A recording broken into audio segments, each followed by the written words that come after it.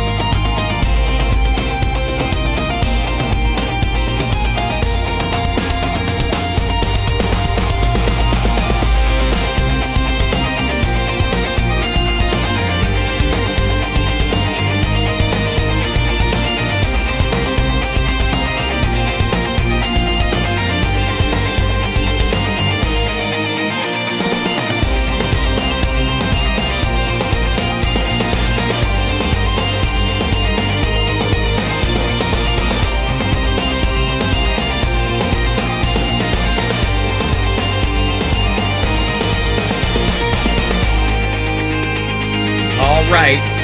Hit that like, everybody. Give a thumbs up. Go ahead. Go ahead. You can do it. Whatever site you're on, you can do it. What's happening? 43. We get 100. Oh, the heck with it. I'm just going to jump straight in here. I got to get this show on the road. There's so much stuff going on. Hi. How are you? Good to see you. Welcome to the show. Oh, I'm sorry. I caught hell for my moving backgrounds a couple of times. So the one that seems to move the least is this one. So it's a little calmer. It only moves occasionally. I like to keep it, kind of exciting, like I'm on a real news show, like they have on Newsmax, where they do all their shows out of a garage in San Diego. I'm kidding. I'm fairly certain that Greg Kelly's show is done out of a storage space in Midland, Texas.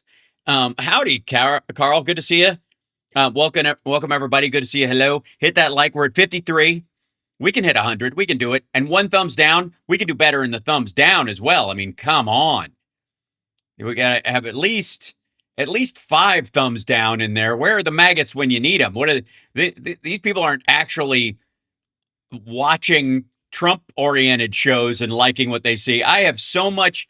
There is no way I could cover all the maggotry clips of people that were allegedly on Trump's side or at one point supported him that have they have not come over to Democrats. They're not going to do that, but have absolutely bailed on Trump and everybody else. In his cabinet, like it's almost like they're just spinning a big wheel, like who to hate this week. And oddly enough, it's barely ever Tulsi, largely because she's never there. I think that's why she's dodged most of it. They hate Kash Patel. That's a big. I think my guess is because the online maggotry are very racist. So the fact that he's Indian is why they hate him. The fact that he's ineffective at his job and obviously a dry drunk asshole who gets drunk on the taxpayer's dime all the time. That would be a reason for not liking a human being. Their skin color has nothing to do with it. But that's just me. I'm one of those. I judge people in the content of their character like an asshole.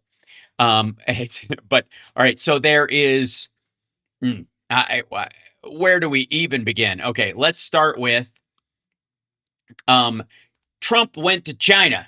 He went to China, and Xi Jinping left him hanging on the tarmac, which was particularly hysterical. Just totally ignored him. Just sad. Nobody. Well, yeah. Hold on. Let me see if I could find just a clip of him, like Trump Beijing arrival. They just sent a bunch of flunkies and school kids to greet him. Trump was not there. Xi Jinping was not there. Trump's not all there.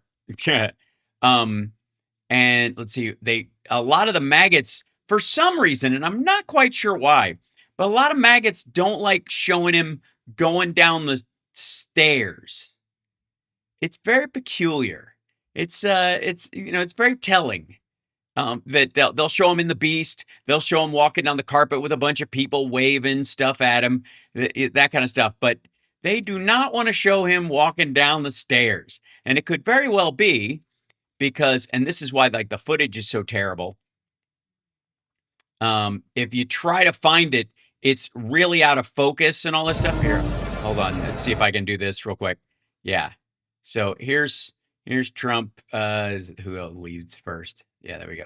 We have his lead-in guy, and then there's, oh yeah, this is somebody comparing Biden coming down the steps to Trump. So here we go. This is Biden coming down the steps of Air Force One into China. By the way, being met by the leadership there. Hold on, let me go back to, where's my comms one? Here it is. Oh, here it is. Oh, here. Okay. So this is Obama coming down the steps, meeting everybody. Air Force One. Here comes Obama. Just tap, tap, tap, tap, tap. No banister, just walking, just saying hello. Off he goes. And here comes Trump down the steps. We'll do this bit right here. Oh God. Oh Lord. Oh boy. Look out. Here he comes. Hold on, I'm going to turn the audio off on this. Oh, if you turn the music down, you can actually hear what it really sounds like when he's walking. Yeah, just a death grip on that banister. And part of it is because he's shit on Biden so many times that he's panicked that eventually he's going to eat shit on the world stage, and he knows it's coming. Yeah. How to get that elephant on the plane? Yeah, it's hard to tell. So, needless to say, he's really worried about being embarrassed if he falls down the stairs and yada yada yada. And he would be. That would clearly be rough for him. He would go, "There's no recovering from that one," and he would be right. And I gotta say, not because he won't save face in the future, but because I literally think it would be fatal, considering the shape he's in. There's just everywhere else you'll find footage of him. He's already down the stairs. So he's in China, and the Fox Business folks are doing their best, ladies and gentlemen. Let's see. I'm going to stop this because I don't want to play two videos at once. China. This is Trump stuns Beijing. They're stunned. Beijing. Is Beijing, that's how you pronounce it, is stunned by Trump's blunt warning. China. So, yeah. Also, by the way, let's see, no, I didn't do it. Sorry. My bad. I'm going to have to do this. Oh, yes. Yes, I did. Hold on. Yeah. Just for the record, Trump's nunt is the thing of nightmares. Viewers are advised to have a barf bag handy. Just viewer discretion is advised. I made a button and everything, so it's easier to do. You like it? It's good. All right. So so I also made this while I was at it because I thought this might actually help. Did it work? Hold on. No. Yeah, there's the subscribe one, and then I see. I probably didn't push play on this guy. There you go. Yay! Subscribe. There you go. So reminding everybody to subscribe. Yeah, I'm being all pro about it now. I was slacking for a while. But yes, there's a brand new nunt warning, and you deserved it. So this took a couple of things because I used AI to do this. This is one of the good things AI is for, because I wanted the distressed look or whatever, and it was not sure about the word nunt for a while, so it turned me down. It kept trying to go, I think that violates my policies. And then I realized when I spelled nunt in all lowercase, it bought it for some reason. So I don't know why that would be. But what are you going to do? So here's Trump, listen to me. Trump and his nunt talking about China on Fox Business. Well, they're talking about him talking about China.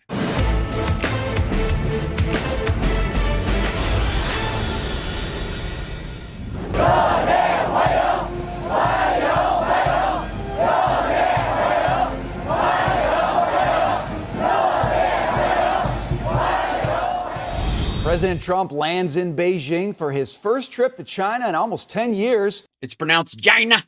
He's meeting with Chinese President Xi Jinping for Not right now, he isn't. a two-day summit, and he's brought along with him a delegation of executives representing $12 trillion in American economic might. Right. So you really want to take him to China where something awful can happen? Is that smart? You don't think these assholes can afford their own flight over there? Welcome to the Big Money Show. I'm Brian Bremberg, along with my co-hosts Taylor Riggs, Jerry Willis, Jackie DeAngelis, and Taylor Riggs, by the way, is the one that has consistently gone off the rails and is no longer on the Trump train like she's supposed to be. But, what do I know? She's on a morning show on Fox wearing lime green? Is that key lime pie green? And with us for the hour, he's bad to the bone, but we call him Mr. Sunshine, Rosecliff founder and managing partner Mike Murphy. Good to see you, sir. Happy to be here. All right.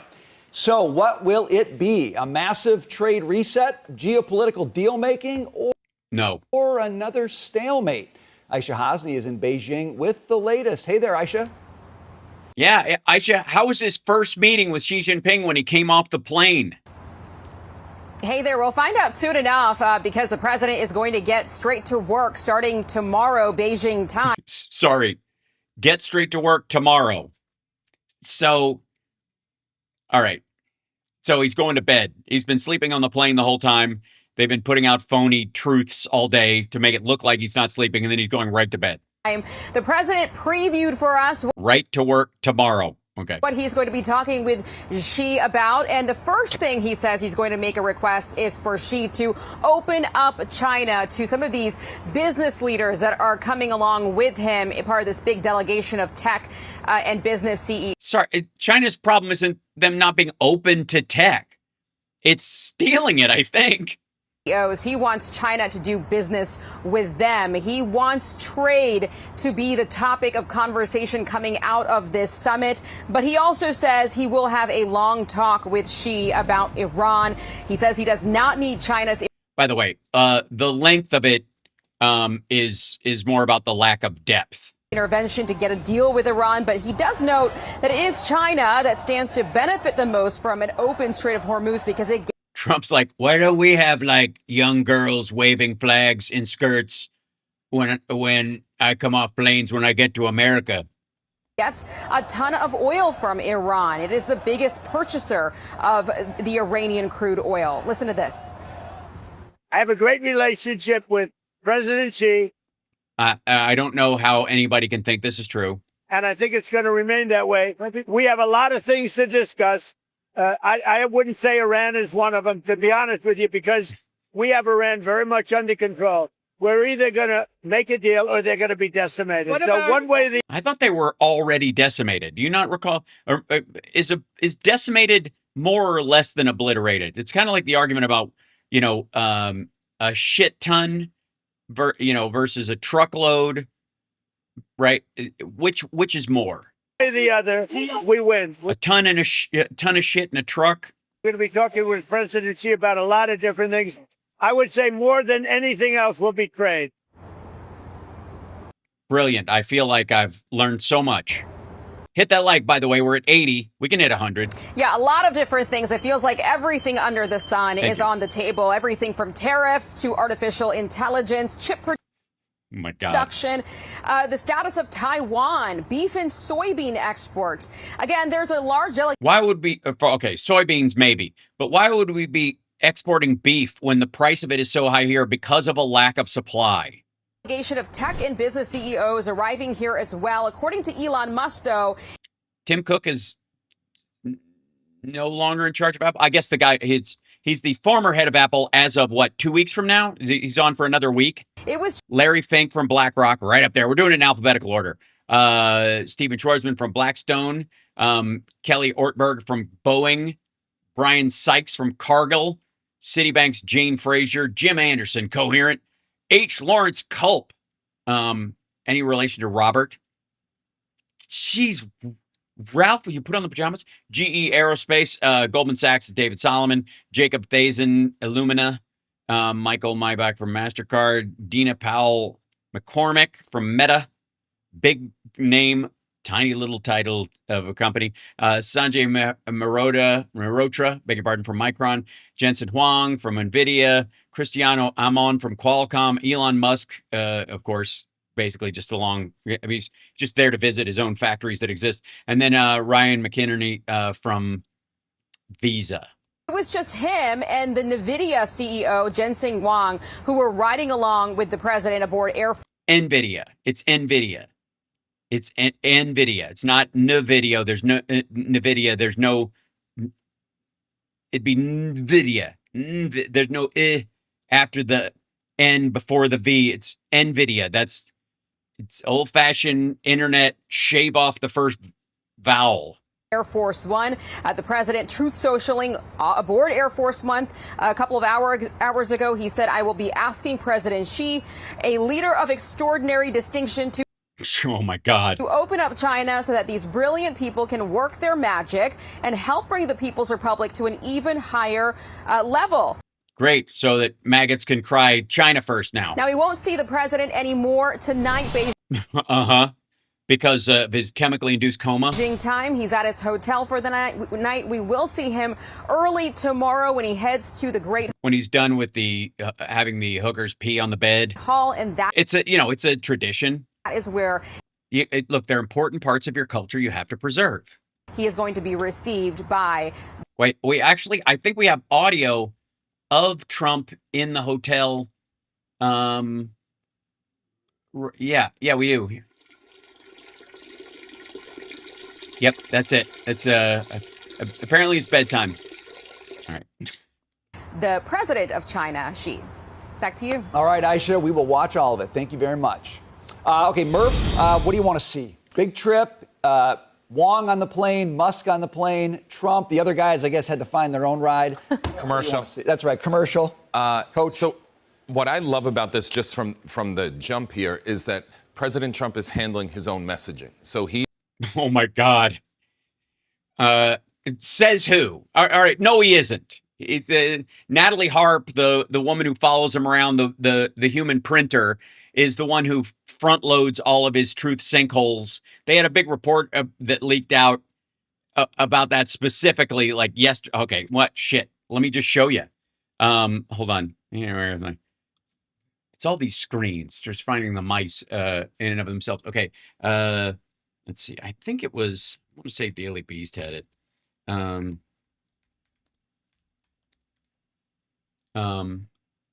Yeah. This is.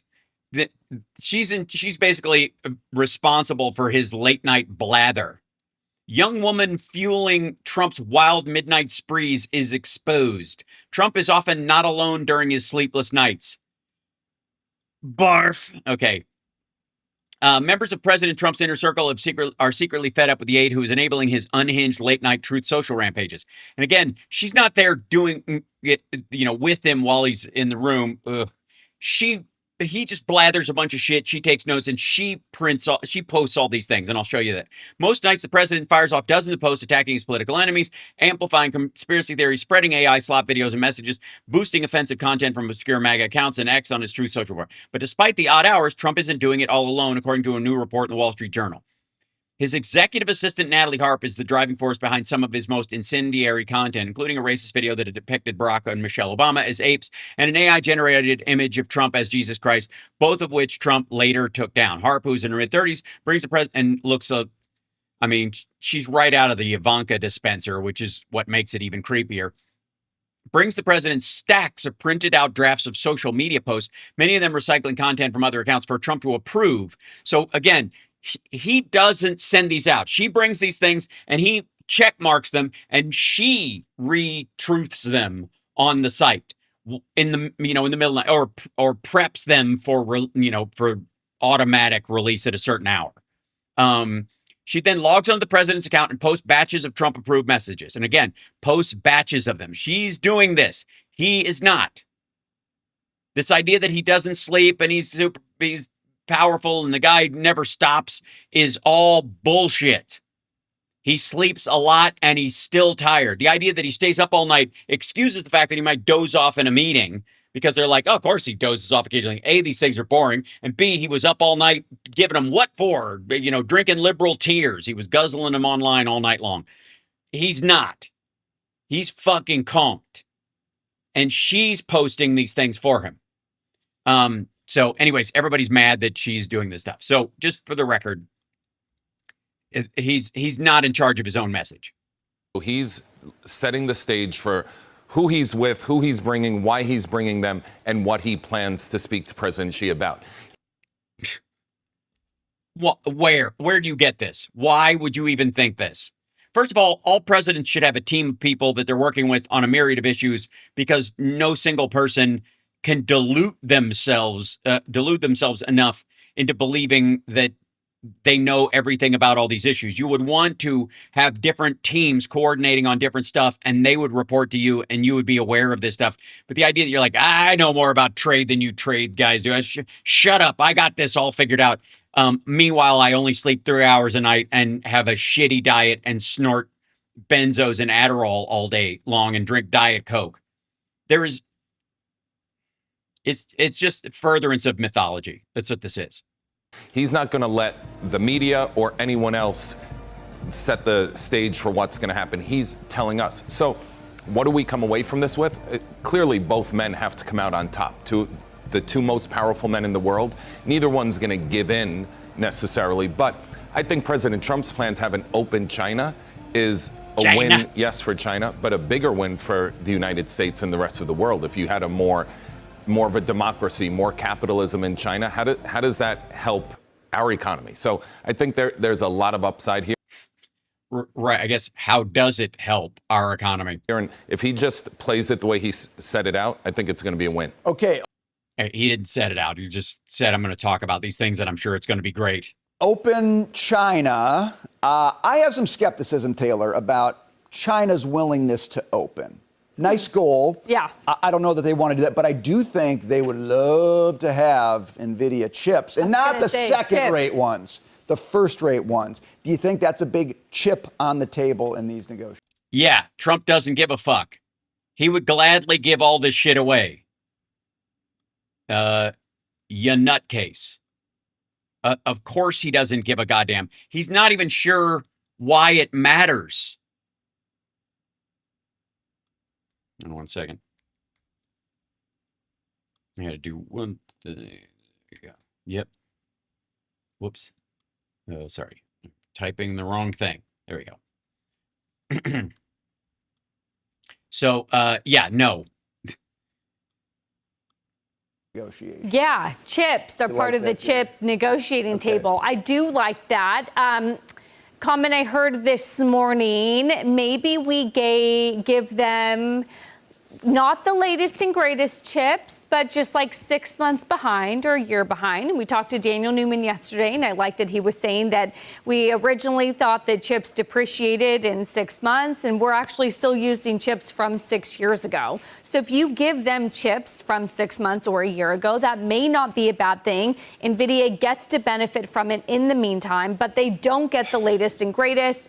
And guess what? Yes, they'll reverse engineer, but we're always going to be a step ahead, because we have, and I'll check your math on this, by my estimates, 14.7 trillion in market cap going over there, given the hefty weight of our CEOs. With that brain power, I guess I'm not worried about us only having the latest and greatest and China only having maybe a version or two behind, because we will always outmove her. We will always outsmart. Yeah, the problem with chips is that once you get past 4 nanometers, the idea that there's 2 nanometers, you got to move into quantum before you get any fucking smaller than that. So yeah, shit that's a year old they're already behind in producing the latest and greatest chips here in the United States. One of the reasons why we're still using more than likely a year old chips in even the biggest AI fields and the biggest AI companies is because they just can't make the Blackwell and the Vera Rubin and all those fast enough to keep up with demand. So if you're giving them a year-old chips, that's exactly what we're running everything on right now, by and large. so they would catch up instantly, stupid. It's so weird. Because we have the brain power. When China mints a billionaire, that billionaire disappears. Do we remember that story? And everyone's like, where did he go? Because Xi Jinping doesn't like billionaires. We embrace, for the most part, we embrace ours, unless I'm in California or a blue state. But we or Texas embrace them. Or Tennessee. And so I'm just so confident that we will always outmove her. I'm going to be looking We're going to outmove her? at what I'm going to call the Beijing basket. That's going to be the traded market cap of chips, perhaps. All right, this is just dipshittery. Point being is that all this is about is creating the illusion that Trump has a plan when he absolutely does not. There's no there. He's going to wing it. He thinks he can go over there and wing it. Buy more of our stuff. Talk to these guys about what that stuff is. I don't give a shit. Meanwhile, back at home, there's some rough movement going on in MAGA world, even amongst the.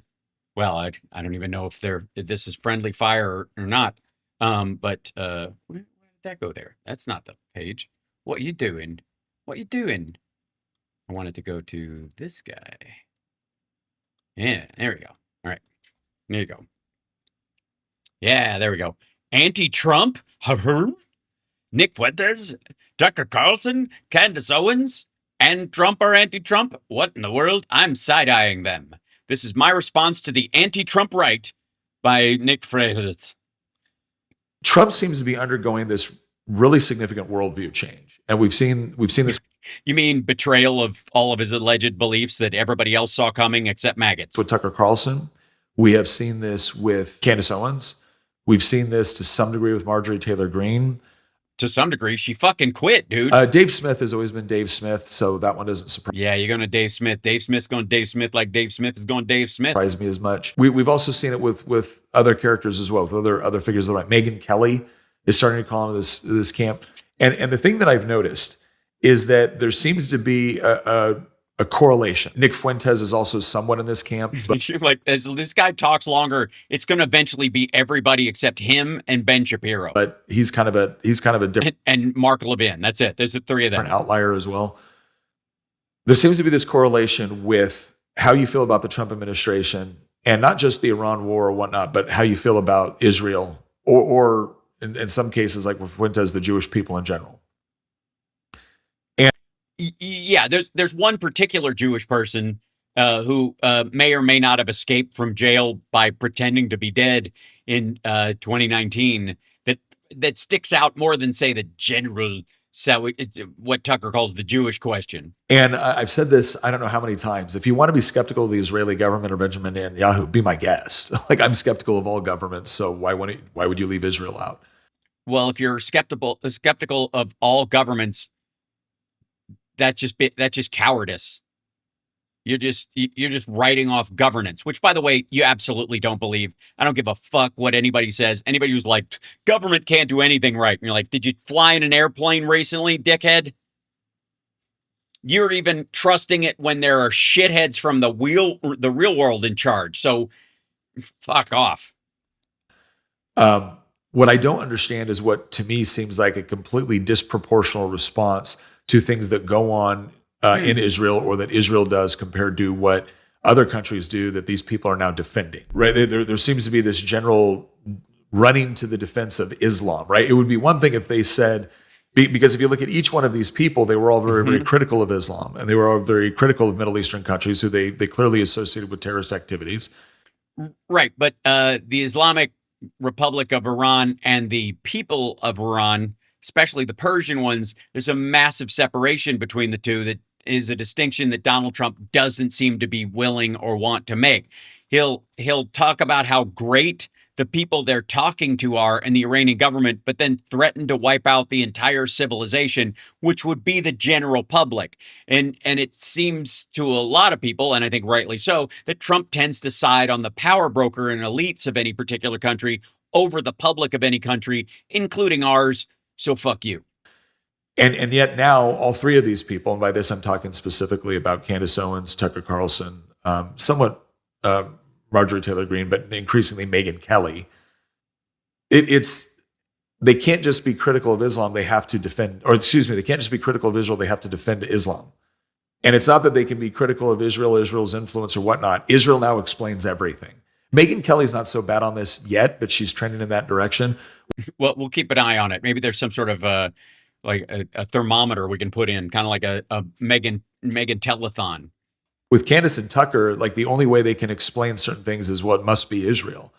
And I remember when Joe Kent did this, and I was like, okay, I'm not claiming Joe Kent and I are drinking buddies, but I know Joe. I had him on the podcast. I encouraged his run for Congress.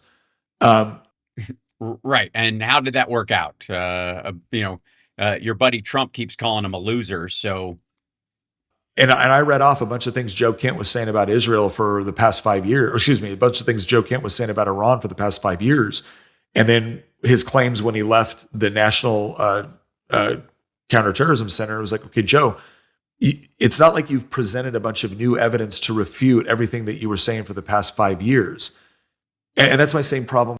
Well, maybe because he can't, because those are national secrets. But you can kind of maybe guess from his experience that when he's looking at stuff, what he's seeing as a threat is largely fabricated when it comes to Iran, especially that it's made up by the people who want to knock it over. And that our defense of Israel in a bunch of these places is not justified and certainly not financially necessary. They should be able to handle their own shit by and large. And so what he was saying before, it's kind of like Bongholio.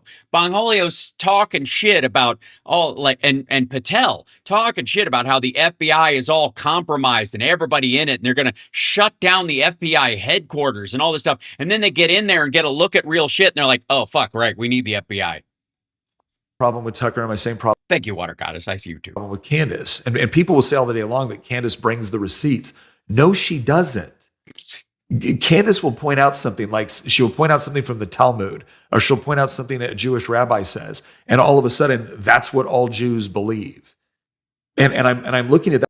Well, yeah, that's called racism and bigotry, and there's a lot of it. I mean, dude, you're a maggot. Get used to it. Yes. That sort of reason. I see Tucker do this as well. I look at this sort of reason. It's like, this doesn't follow.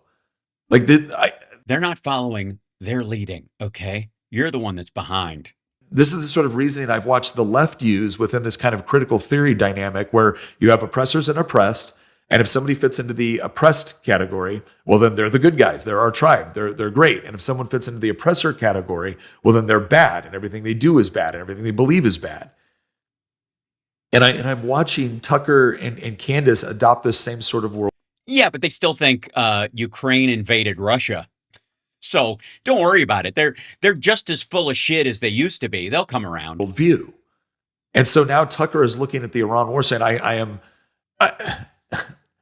feel implicated. I feel horrible that I ever supported Donald Trump. It's like, so do you wish you would have supported Kamala Harris? Do you wish?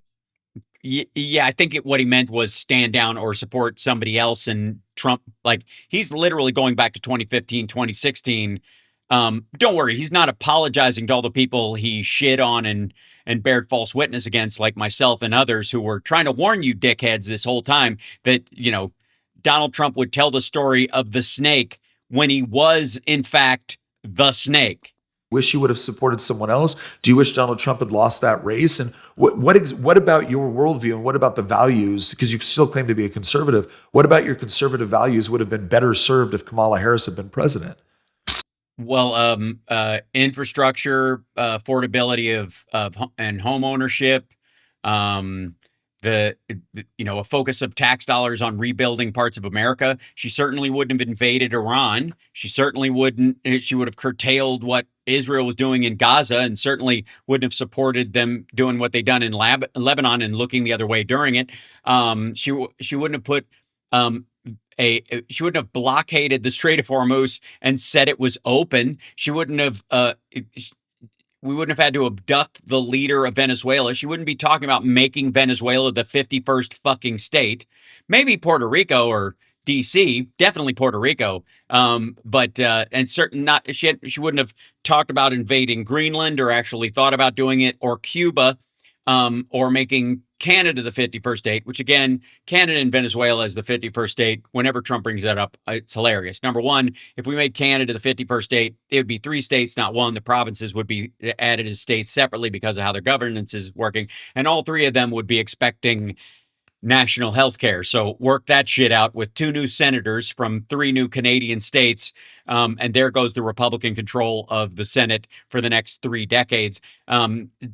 Same thing with Venezuela. How do you think Tucker Carlson would feel about adding 29 million Venezuelans as brand new Americans? I'm sure he'd be for it. Okay. I mean, Nick Fuentes is saying this right now, but can we just admit something? Nope. Nick Fuentes he's not a conservative. He may be on the right, but he's not a conservative. And there's a distinction, like how? Maybe define the terms. Being on the right, I question that because you don't even know what it means. He kind of because he's so wrong. Is that what you're trying to say? Appeals to strongman ideology. Yeah, that's pretty much what it means to be on the right. He just wants a strong leader. It's like he has this. He's very, very. Oh, so that's why. Oh, I see. So that's why he doesn't like Trump anymore, because Trump is a weak, tiny-dicked, small-hand, cottage cheese-brained old fart who wears his diaper backwards sometimes. Is that so? That I'm not. I don't want to put words in your mouth, but that's why that's what you think Fuentes' reasoning would be in this case. Okay, I mean, I can see that. Again, maybe this is Fuentes' broken clock moment. Very drawn to dictatorial leaders, whether it be Stalin, whether it be Hitler, whether it be other people that he feels just come in, take charge, and get things done. And he's not even particularly make the trains run on time. Concerned about what they get done. You think he might? You know what I mean? I don't think he's, hoping that an African leader comes over here, takes over, right? Or a South American dictator comes up and finally somebody will just do something. I'm just guessing that he would push back on a number of categories as long as they're strong men. And obviously white. I mean, that would be I'm just saying that would be a key component, one would think, right? Yeah. And so I'm not really interested in Fuentes' worldview or how he does this, because I think it's beyond the pale. But again, with Tucker and Candace, I'm looking at the expectations that they wanted for Donald Trump, and I'm thinking to myself, how dare you? You knew he wasn't going to be able to do everything you wanted. No, this asshole said he could do everything on day one. No, sorry. You don't get to back them away from his brags, asshole. That is not how this works. I know more about the generals than ISIS. I'll fix this in 2 seconds. Prices are going to come down immediately. 50% energy prices are going to drop. No new wars, no regime change wars, no wars in the Middle East, period. Fuck that. Those days are over. America first, baby. And then he comes, he can't break all of his promises at once. Slow your roll. And you knew that he was still going to have to address foreign policy. And sorry, starting a war that he said he wasn't going to start in the Middle East, where he said he wasn't going to start it, that will require regime change before it is over, which he said he wouldn't do, is foreign policy. Trying to cover his ass with tariffs that don't pass the sniff test legally, even amongst his right-wing controlled SCOTUS. That's foreign policy. That's him handling foreigners. And it's perfectly reasonable to say, okay, I don't like what's going on in Iran right now. What about the general rest of the Middle East, like the Strait of Hormuz and the Gulf of Oman, the Persian Gulf, and all the general areas, and the plane he got from Qatar, and his relationship with the Saudi royal prince, which, for the most part, I mean, I'm glad it's jovial. I guess it beats the alternative, but it does seem a little bit.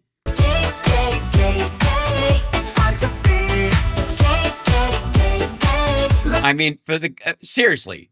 I mean, for a dude who supposedly hates beards so much that J.D. Vance almost didn't get the job because he has one, and I'm not talking about Usha. I'm kidding. It's all right. He's not. No matter what everybody on the right is saying about J.D. Vance, I don't think he's gay. You can't be gay for a piece of furniture. That's not how it works.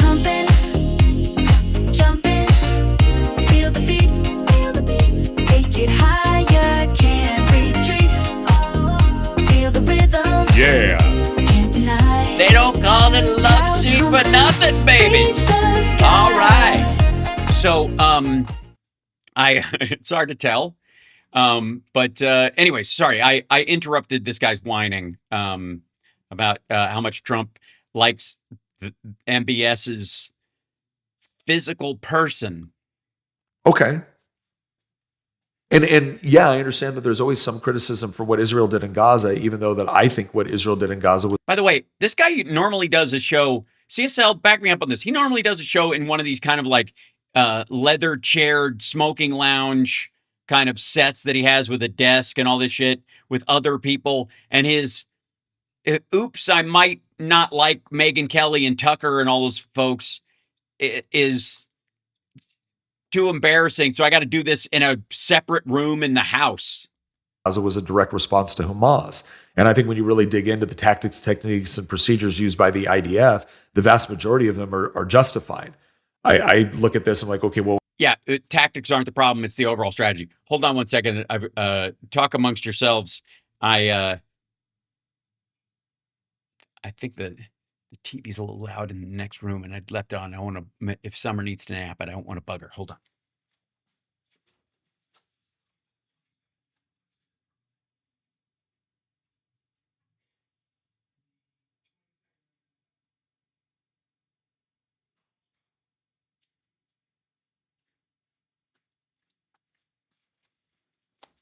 Got it. Okay, I'm back. Sorry about that. You know, life stuff. Anyways, this guy's criticizing other maggots, and therefore he has to do it in isolation away from his friends. And well, we all know Hamas uses civilian targets. We all know Hamas will claim someone as a civilian when actually they're a fighter or a combatant. We all know Hamas doesn't wear uniforms or obey the laws of land warfare. Right. And so you don't fight that kind of fire with fire. You hold a higher standard. So why are we confused? And all of a sudden it's like, nope, we're going to ignore all that and we're just going to focus on Israel. And this is why I feel like this has become almost kind of like a woke brain bug. It's sorry, why is it woke? How is this a woke brain bug? You don't get to borrow like terms from the other side of the aisle for your fucking problem. It's this idea that if I don't get everything I want instantly or in a quick amount of time, while completely ignoring the constitutional restraints put on the president, then the president's a bad guy and I'm a good guy. Or gee, it sounds like they got the TYT problem. Sucks to be you, buddy. All right, we're not going to be able to stay with this guy's whiny fest the rest of the time because I got to jump around more. Digging into just how full of shit these folks are. It's like a job in and of itself. Meanwhile, remember how Jesse Waters, Captain Eyebrows, was telling us how it's going to be over, and Trump's dropped his Trump card and is like a turd in a punch bowl. The Persian Gulf is going to open right up, and they're going to name it the Gulf of Trump and the Strait of Trump and all that shit and whatever. Well, apparently not, because now it's Waters. We could be on the road for more war. Yeah, no shit. We are.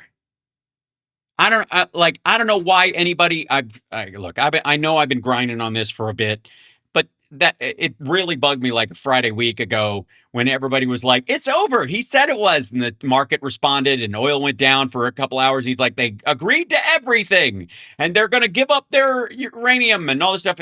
And everybody who paid more than a mild surface level of attention to this knew that was not just false; it was insane.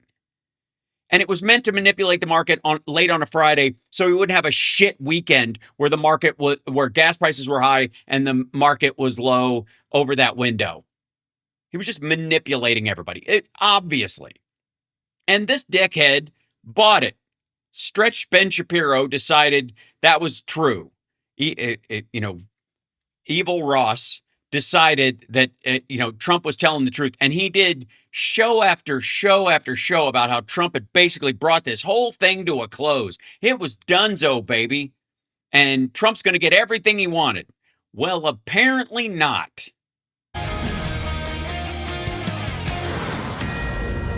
Fox News alert, wheels up. Air Force One's on the way to Beijing. The commander-in-chief preparing for a high-stakes meeting with Xi Jinping. Is he really preparing? I think he's going there. He's sleeping. China's already rolling out the red carpet.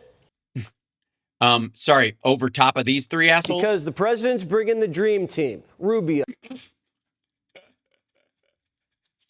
Sorry, this is the dream team. This would be a nightmare. Can you imagine having night terrors? Imagining these three dickheads standing at the foot of your bed? I mean, I wouldn't worry too much because I don't care who you are. We have elderly people in the chat room who could take all three of these assholes at the same time. Rubio, Hegseth, and Scotty B. Rubio's been Scotty B. Oh, you mean Scott Bessent? Sure. The guy who used to work for George Soros and helped him short the pound it almost wrecked the British economy. Did more damage to it than any wave of migrants could ever do. Banned and sanctioned by the Chinese for 6 years, and they just lifted it. He's clear. And the president's bringing the best and brightest. 16 CEOs, including from Apple, Boeing, Goldman, and Visa, all flying west. Even Elon's making the trip. Should be just like the good old times. The good old times. Yes, they can do rails of fucking ketamine and eat fast food. POTUS says we make a lot of money with China and is using the trip as a big business opportunity. Yeah, it's certainly not about national security or the safety or health of the American people. He'll probably, you know what? His idea of a deal probably will be, look, I've got a great idea, Xi. You're my friend. We've worked together. I trust you implicitly. You're a great leader with a pretty sweet iron fist. Make a fist. Okay, now go slowly and gently and use lube. But I've got an idea. We'll give you the new latest and greatest chips, and you up the amount of fentanyl precursors that you send into the country so we can get rid of some of these redneck assholes that I needed them to vote for me, but now I don't need them anymore. But the two will have a lot to talk about. AI, Taiwan, 2019, and obviously Iran. We're going to have a long talk about it. I think he's been relatively good to be. He's been relatively good. Honest with you. You look at the blockade, no problem. They get a lot of their oil from that area. We've had no problem, and he's been a friend of. Yeah, that's because somebody in your administration, probably Tulsi, gave him the heads up, and they stored 1 billion barrels of oil in expectation of this. Now, if it goes on a little bit longer, they're going to burn through that shit. That's when it's going to get dicey. That's why he's been summoned. We get along with, and I think we can see that good things are going to happen. This is going to be a very exciting trip. A lot of good things are going to happen. Beijing's economy is showing some cracks, and without their top two oil proxies, Iran and Venezuela, the Chinese are getting a little desperate. And they may even offer us a little help with the gay Ayatollah. But President Trump says, don't bother. Also, this is an odd dig for him to make constantly, but why? Bother. No, I don't think we need any help with Iran. We'll win it one way or the other. We'll win it peacefully or otherwise. The generals prefer otherwise. They're saying the Iranians just drove past a major off-ramp. We could be on the road to more war and be. Oh, you mean because you're showing file footage of the underground missile assembly plants that they have and storage areas that are still secure and still have not been destroyed and still exist. The 30 out of 33, like missile bases that are along the Strait of Hormuz that still exist. The 70 to 80% of their missile capacity that still exists. Again, basically baiting the U.S. into dropping a bunch of bombs in areas where they knew they would and moving the shit before it happened. NBC reporting that the president already has a name if he restarts bombing again. Operation Sledgehammer. You can have an aeroplane flying if you bring your blue sky back. All you do is call me. Time's running. That's a naughty song, by the way. Out for peace. It's very simple. Iran cannot have a nuclear weapon. They will not have a nuclear weapon. Which I thought we obliterated last year. I'm so tired of saying that. They know that. They've agreed to that. No, they haven't. And then that's not what they said to me when it came to we don't play games. When it came to paper. Said to me when it came to paper was what he was going to say. And he bailed on it. Not because said to me when it came to paper is a stupid sentence, which it is, but because I think he lost the word paper halfway through. They're not going to have a nuclear weapon. The president called Iran's latest proposal unacceptable. And now the ceasefire is on life support. 47 might have to break the negotiation stalemate. According to regional sources that I talked to this morning, the domestic pressure on the regime is increasing each and every day, and they view this, in theory, broadly as something called death by 1,000 cuts. They believe that President Trump has a variety of options on the table moving they do, and those would be forward that could damage the Iranian regime further on a military level that would make it even more difficult for those in Tehran to rebuild after the war. Reports say the president's considering a resumption of major combat operations. The Pentagon says they are locked and loaded. We have a plan to escalate. Yeah, that's what they always say. This, again, this is like somebody washed Rumsfeld in cheap soap and he got a little puffy. If necessary, we have a plan to retrograde if necessary. We have a plan to shift assets. Certainly in to retrograde? This setting, we wouldn't. So we're going to use astrology? Reveal what the next step may be, considering the gravity of the mission that the president is undertaking to ensure that Iran never has a nuclear bomb.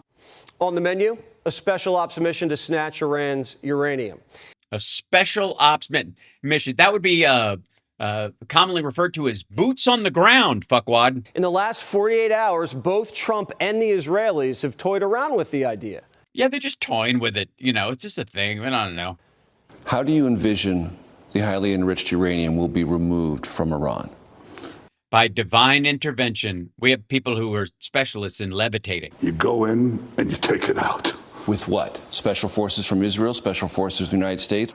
Well, I'm not going to talk about military means, but the president... What? Well, what else do you have? Fairies flying helicopters? President Trump has said to me, I want to go in there. Whoa! President Trump has said to me, I want to go in there. Well, you know what? Both of you have a great time. I think this is a great idea. I'm for it. This is the best plan I've heard in a month and a half. Bibi Netanyahu and Donald Trump, 2 shovels and a dream. Just send these fuckers in and just like an Ishtar remake. They could just dig their way across the fucking desert looking for glow-in-the-dark dust. The Pentagon just revealed the location of a top secret submarine. Which is obviously not top secret. Its location was, but this is obviously an attempt to frighten Iran into thinking that when Trump said last week, you're going to see a giant glow in Iran, what he meant was we're going to nuke them. And to prove his point, he had one of our nuclear submarines surface in the area. Capable of launching nuclear missiles. The Ohio-class sub's docked in Gibraltar, and its Trident II ballistic missiles can hit targets over 4,500 miles away. The Pentagon never discloses the locations of their nuclear subs, and they just did. Gee, it's almost treasonous. Hours after the Iranians sent us that crummy proposal. On the ground, the military... Yes, Operation Crummy Proposal is why we're going to nuke a city full of civilians in Iran. Military's training robo-dune buggies with mounted machine guns. It's next-gen stuff. No, it's current-gen stuff. Next-gen is if they were autonomous. These are remote control. You ever seen a remote control car, Jesse? The one you wanted for Christmas but never got, so you're taking it out on the rest of the world? That's what that is. It's not a Terminator car. They were just seen in Morocco. Similar terrain to Iran. And we're also going to start arming Apache almost that entire area is similar terrain to Iran. Helicopters with their own drones. Look at that. Also in the skies, our B-1 bombers are conducting training missions. And here are the Super Hornets and Growlers launching from the USS Lincoln. Very exciting. Yes, airplane and military things. If you squint, it looks like UFOs. General Keane says we might have to pull the trigger. We know the regime is likely going to survive even if we return to combat operations, but we would want it to be so weakened that it's vulnerable to collapse. I think we've given negotiations truly a test of time to see if it would work. And it's not going. We bullshitted long enough. Going to work. And my judgment is the best thing to do is go back and finish what we started. The UAE's jumping into. Come on, baby, finish what you started. It's incomplete. Reports say they've been carrying out secret strikes on Iran. They hit an oil refinery last month. And Reuters is reporting that the Saudis got off the sidelines. In retaliation to Iranian aggression, the kingdom launched missiles inside the mainland. You know it's bad when the Jews and Arabs are on the same page. The I think that's the end times, which I think we all have to pay attention and watch for. Is that true? Yeah. Keep an eye out for the end times. All right, I will. Iranians still talking a big game, though. The parliament speaker says this: our armed forces are ready to deliver a well-deserved response. Mistaken decisions will always lead to mistaken results. Which is, I'm sure it translates better. The Iranians still haven't. It sounds better in Farsi. Haven't even broken through our wall of steel. The embargo's already turned around 65 ships. Wow, you're kidding me. Our military is able to dissuade civilian ships with no arms to turn around? That's amazing. And economic fury is squeezing the IRGC's oil pipeline to the Chinese. Bessent just slapped on more sanctions. Raising Cane? No, he didn't. He put the sanctions we took off back on. Says the Iranians are feeling it. They are absolutely feeling that pressure, not just from the blockade, as the Secretary talked about, but the continuation of sanctions that Treasury and others have put on there, and we retain a range of military options. The Democrats, though, they say we're losing. You've achieved a series of tactical successes, but are on the verge of a strategic loss. Because we are now negotiating. I just think it's so foolish. Here we are in a committee in the United States Senate, 74 days in, and you're talking about strategic loss. We have the ability to 74 days in to a 2-week war. Defeat a 47-year threat of a pursuit of a nuclear weapon. Also, 47 years? Then why the fuck didn't Trump run on this? Maggots still aren't able to answer this question. If this has been a threat for 47 years and Trump is finally going to handle it, why didn't he run on it? Why didn't, instead of saying no new wars, no regime change wars, none of that, go, look, I'm not going to start anything, but except one thing, Iran. Once I get in there, we're fucking them up. But because he wouldn't have gotten elected, because maggots wouldn't vote for him. We have more leverage than we've ever had. We've had incredible battlefield successes, and you're talking about a strategic loss? Yes.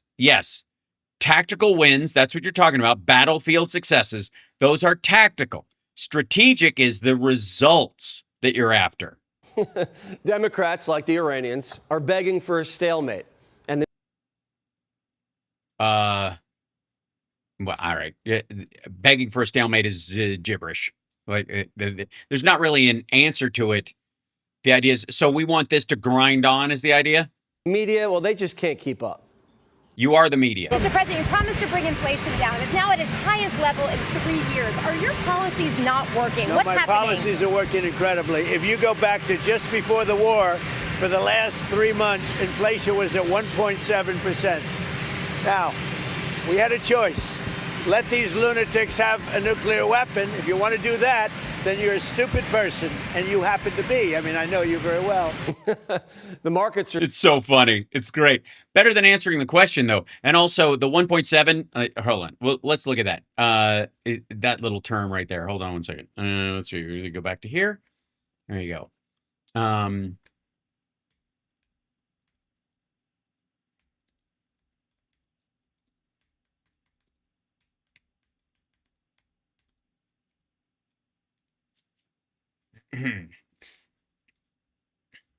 Let's see. We're gonna choose to go to.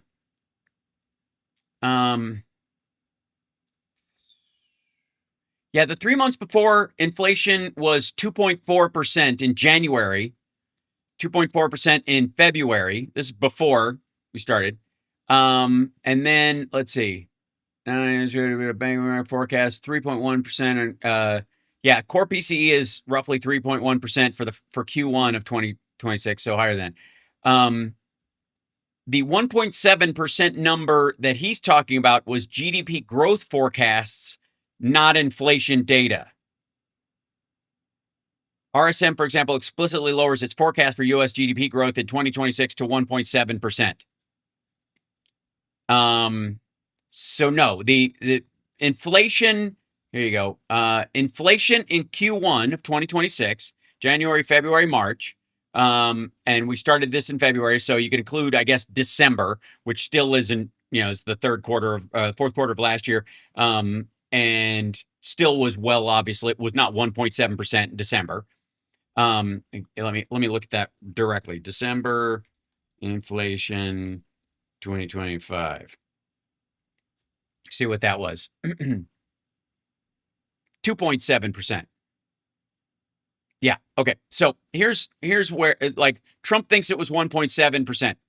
This is his response to this. Just for the record, let's just straighten this shit out. Okay. So U.S. headline CPI is running well above 1.7 going into and through Q1 2026. Year-over-year CPI was 2.4% in January 2026. Now, they were proud of that at the time because it had been 2.8% or 2.7, and they were using this as an example that it was coming down. But it never got below 2. That's just fucking nonsense. And it was going back up because it was seasonally adjusted, whatever. So it stayed around 2.4% in February.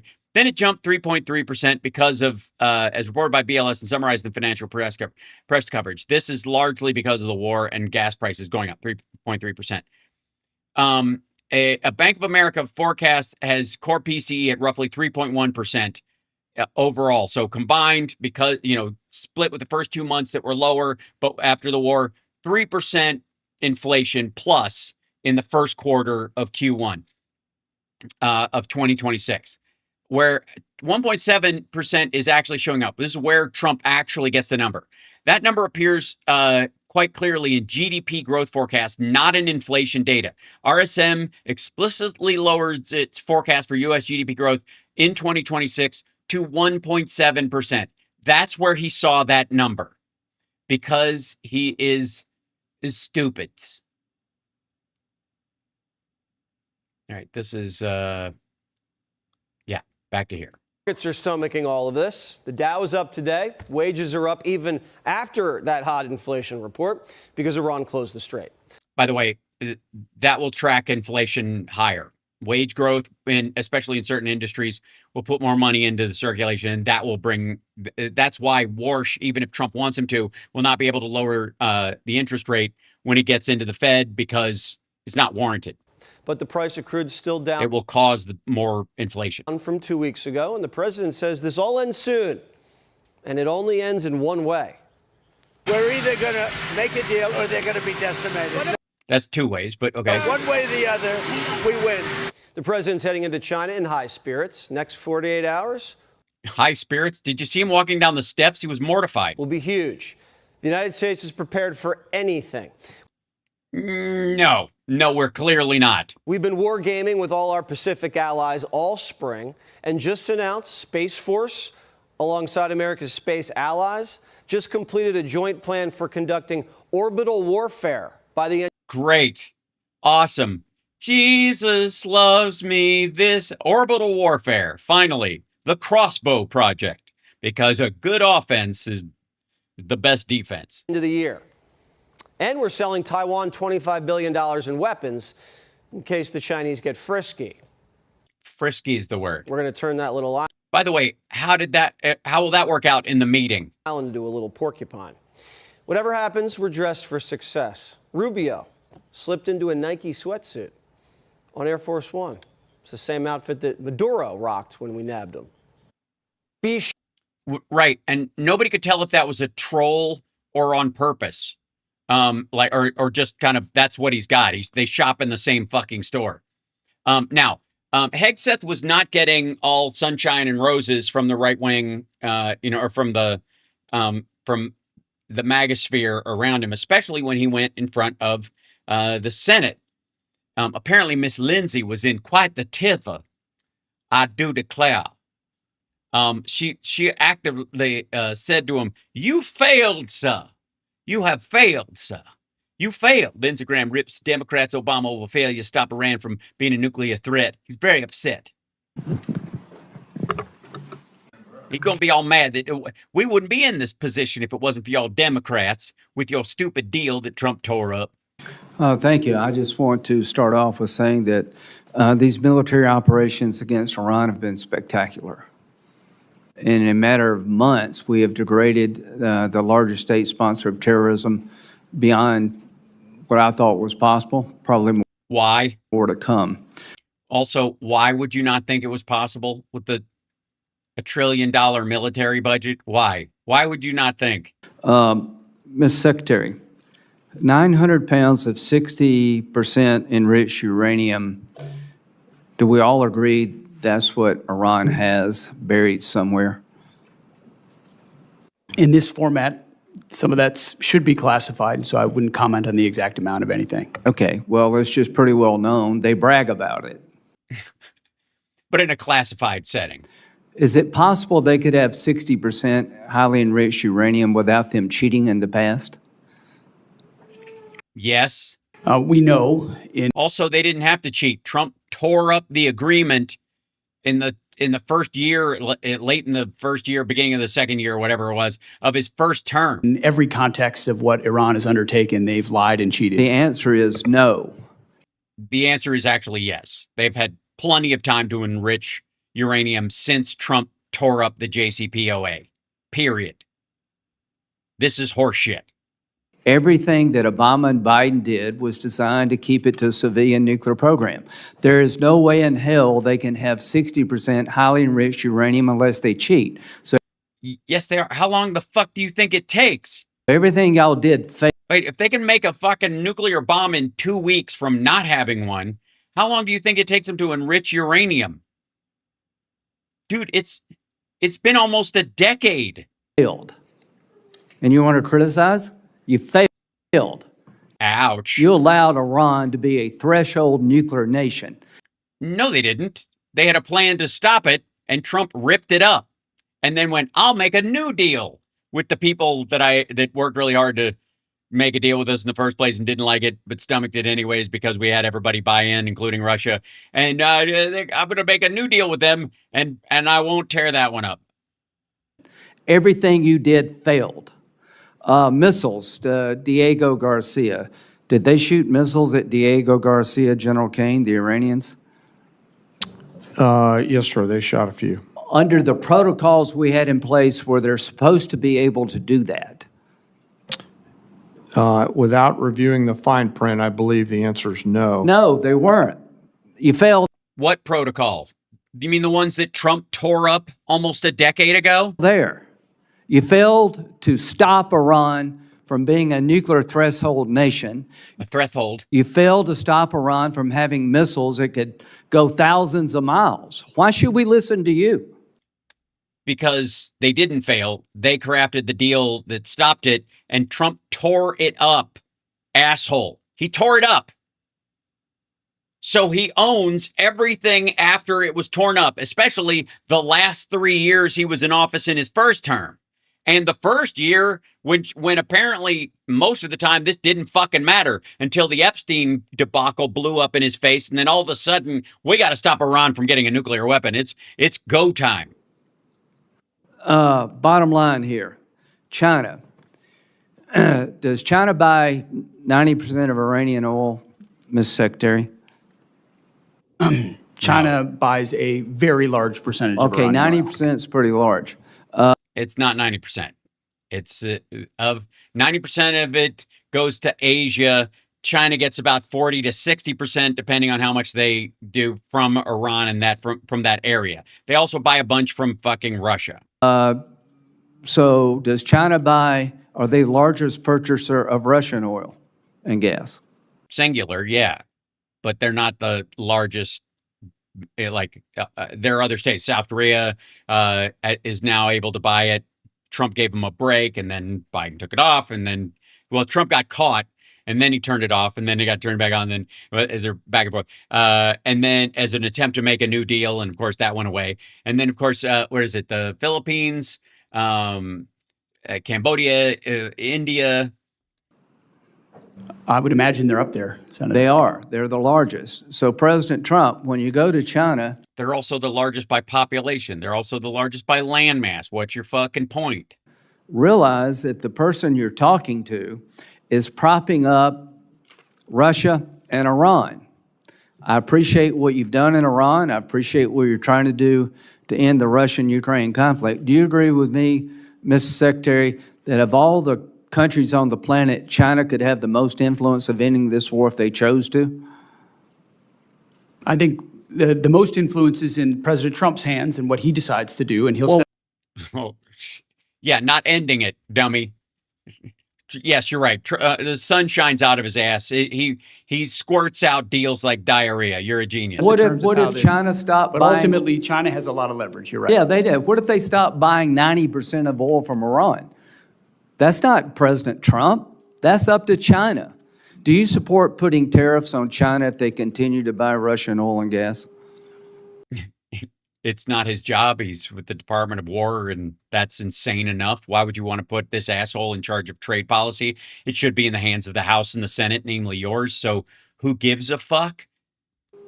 Tariffs is not my lane, but anything we can do to put pressure on people, I usually support. Well, do you believe that when we put pressure on India by a 25% tariff for buying Russian oil, they kind of backed off? I would say I've had a front row seat to the efficacy of tariff policy, yes. Yeah, I think it works, guys, and It didn't. We're on the breakout here in a minute of having a bill that would give the president ability to tariff the largest purchasers of Russian oil and gas, and I hope he will use it. So I just want to Pakistan. Are you aware of reports? You just want to Pakistan. Who doesn't? Reports that Pakistan are allowing their bases to be used to just ask for consent from Stan. Is all I ask. Park Iranian aircraft. General Kane. So I've seen one report on that. Well, is it accurate? Sir, I think based on the variety of classification matters. Let me just say, do you agree if it is accurate, that is sort of inconsistent with it being a peace mediator? We saw this before, by the way. This is the part where he flipped out about Pakistan allowing Iran to park planes there so they don't get destroyed in the bombing. Which again, with friends like these, who needs enemas? Hit the like, share the show. It's Hal Sparks Mega Worldwide. Let's see. 175 likes. We can get to 200. We can do it. Come on. And we've only got 18 thumbs down. Come on. We can get to 20. Come on, maggots. Try a little harder. Also, Marion, hello. Hi, Marion. How are you? Hope you're having a great day. Absolutely. And then with Trump math, you can rearrange the letters in Donald and get idiot. This is true. Is it more like Trump vocabulary? But I feel you. Thanks, Tom. Hit the like, share the show, patreon.com/AlSparks, and of course, super chats are always welcome. Bits on stars on Facebook, bits on Twitch. Any way you can help out, greatly appreciated always. Now, there's a lot of maggots eating themselves. This should not be surprising at all. But there was apparently, according to Newsmax, somebody, one of the senior budget analyst and funding manager at the White House was caught shit-talking Trump on an open mic or on a hidden camera. Owie. This is Benjamin Ellison. I don't know what he said. Let's find out. Hidden camera catches White House staffer criticizing Trump. No. Criticism. That's a non-starter. We have to anything other than he's the fittest, greatest, smartest human being ever to live. And if he didn't eat buckets of shit, he would live to be 1,000. We have to get rid of Trump. Seriously. He's a mess. He's it up for everybody. Yeah. Everybody. We gotta get rid of him. Yeah. Jarrett. Ouch. That's not beating around the bush. Stepman is a columnist at the Daily Signal, and Deneen Borelli is a Newsmax contributor. Both of them know it's true. The White House responded to that video saying this individual has been placed on administrative leave while we conduct a review and investigation. He has no direct access to the president or senior staff. Of course not, because Trump is not allowed to interact with anybody who doesn't blow smoke straight up his ass, except reporters, and he only attacks the women that do that if that cross him. You'll notice that about him, like when he calls somebody stupid or weak or a dumb question, it's always a woman. Anybody that didn't stand out? Okay. That is also because he's a big gaping anus and a weakling. And does not work at the White House campus. Such views expressed by the individual are not reflective of patriots who admirably serve in the administration. Jesus Christ. Did this come from the White House or fucking Waco? This individual has been placed on administrative leave while we conduct a review and investigation. He has no direct He has been kicked off the pineapple farm, and there'll be no Kool-Aid for him. access to the president or senior staff and does not work on the White House campus. Such views expressed by the individual are not reflective of patriots who admirably serve in the administration. If he's not loyal to the president, Deneen, why not just fire him?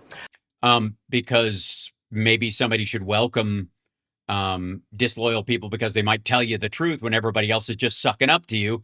That would be the primary one. You'd want people around that don't just tell you the sun shines out of your ass. It's a theory, unless, of course, you're a giant weakling, which, of course, Trump is. That's the question of the day. This is beyond the deep state, and this is only one or maybe two. The deep state. The White House hired him. Two people that we know of publicly. How many more are there? And they're in. Oh, they're lurking around. People who don't believe that Trump and the land are one. High-level positions, senior budget analysts, and there's the special assistant to the president with domestic abilities and information. What are they doing with the information that they have access to? Dun, dun, dun. What? Don't get me started on Joe Kent. That's what I want to know. That's what I want to know. But yeah, it's a good thing this came out, but how many more are there? Yeah, Jared, Alston also criticized Trump's leadership style. He called him erratic. He called him scary. All of these are true. So far, when does this guy run for office? Listen to this part. Yeah, his decisions are so erratic, you would think he drinks. He doesn't drink. And that's what makes it so dangerous, that someone could be of sound mind and body, totally coherent, could just be so reckless in your decision making. Yeah. Well, he's also not of sound mind. I mean, he's always these dumb ideas have always been with him, but he's also that's scary. Okay, so you get kind of a feeling like someone's spying on you, secretly recording this. You think you're out with a friend just chatting, and you say stuff. But should he be entitled to his own opinion? No. What do you think this is, America? No, it's interesting. I mean, this man chose to work for the president. I mean, he's there. He has a job in the administration, serving the American people, serving. Right, but he might be giving good advice, and the White House isn't taking it because Trump is a fucking nutter. That's you can take a job and go, holy shit, this place is a den of vipers. And yet, if I leave, a viper will take over. So maybe I should stick around and try to do as good work as I can. But everybody else here is fucking insane. I think we've all been there at least once. Serving President Trump, and yet he's bashing him publicly. I realize DC, maybe he's had a few too many drinks, but actually this exposes a lot of truth of what he actually stands for. So I think we saw more of this in Trump. What does he stand for in that you heard? That someone should make rational decisions and should not be erratic and be all over the place and a fucking mess? Because I honestly, we didn't hear what it isn't because they have a policy disagreement. Right? Specifically, it's because Trump's fucking brain is hash browns. Trump 1.0, where there were... Oh, we're 2 away from 200 thumbs up. We can do it. And we met our thumbs down. So you guys can't let the thumbs down guys beat you. You got to fire it up. Just hit it and subscribe, will you? Oh, wait, I have a button. Hold on. I made a button. See if it works. Does it actually work? Oh, yeah, there we go. Hey. Look, and the little animated arrows. I worked hard. All right. Where there were more people who were opposed to the president's agenda going against him from the deep state. I think we've seen less of that. They're not in the deep state, fuckwad. This guy isn't a lifer. Trump hired a bunch of people, and they are all waking up to the fact that he's a lunatic. and his brain is fucking mashed potatoes. This time, but there's still individuals who, even though they're working for the president, decide to go against him. Frankly, if you have those opinions, you should just resign. You should just leave and get another job. You shouldn't work for this administration, but that's not what these people do. They want to carry out their own agenda as opposed to the president's. Or they're trying to advise him on stable reality, and they're afraid if they leave, there will be no stable reality at all present. But wait, there's more. Ellison went up further to criticize the president's foreign policy, saying, wow, and what's to criticize there? He's intentionally inflating the price of oil to enrich himself and family members. Listen. Gee, it's maybe he has spent time on the White House campus. The president knows that he affects how people react to the standpoint. So one of the things that it looks like is going on a lot is insider trading. Like, for instance, with the war going on in Iran, the price of oil is expensive. Was he talking about Nancy Pelosi or President Trump? I'm sorry. President Trump, actually. Sorry. But Deneen, again, I'm surprised that someone like this who got snagged on his own joke. It didn't land the way he thought. So he had trouble jump starting his next thing. Speak up, blessed are the cheesemakers. Thanks, Vinny Demon. Blessed are the meek. Oh, that's nice to getting something. They've had a hell of a time. who apparently does not like the president would be working for the president. They're not working for the president. People in the administration work with the president under him, but they work for the American people. That's how our country works. You fucking tool. Jared's point. Yeah. You know, why doesn't he leave? Like, why is he still there? Is it because he's worried that Trump is already surrounded by enough lunatics and somebody's got to present details or data that is actually based on reality? That would be my guess. A power trip for him. Well, who knows what he's going to do with the information that he has and his ability to come out the way that he didn't come out, but he got outed. Maybe he's going to write a book. There's going to be a movie deal. You never know, because with there'll be a movie deal. Like my dinner with Andrea. No offense, Andrea. There's his reference to my dinner with Andre. Never mind. The deep state and those who despise his president, they try to make money off of him. That's what. And Trump never tries to do that off the taxpayer. How dare they? They do, with the negative press and the capability to do so. Sorry, real quick. Why would they be able to make money off the president if he's as popular and beloved as you say he is? How is that a fucking industry? Can you imagine if there was a Biden hate industry that you could literally cash in on rather than just kind of like run-of-the-mill hating on Democrats shit? If you could wear like If you could go to the press and just get a book deal, just shitting on them, Miranda Devine. Do so. All right, and then again, womp womp.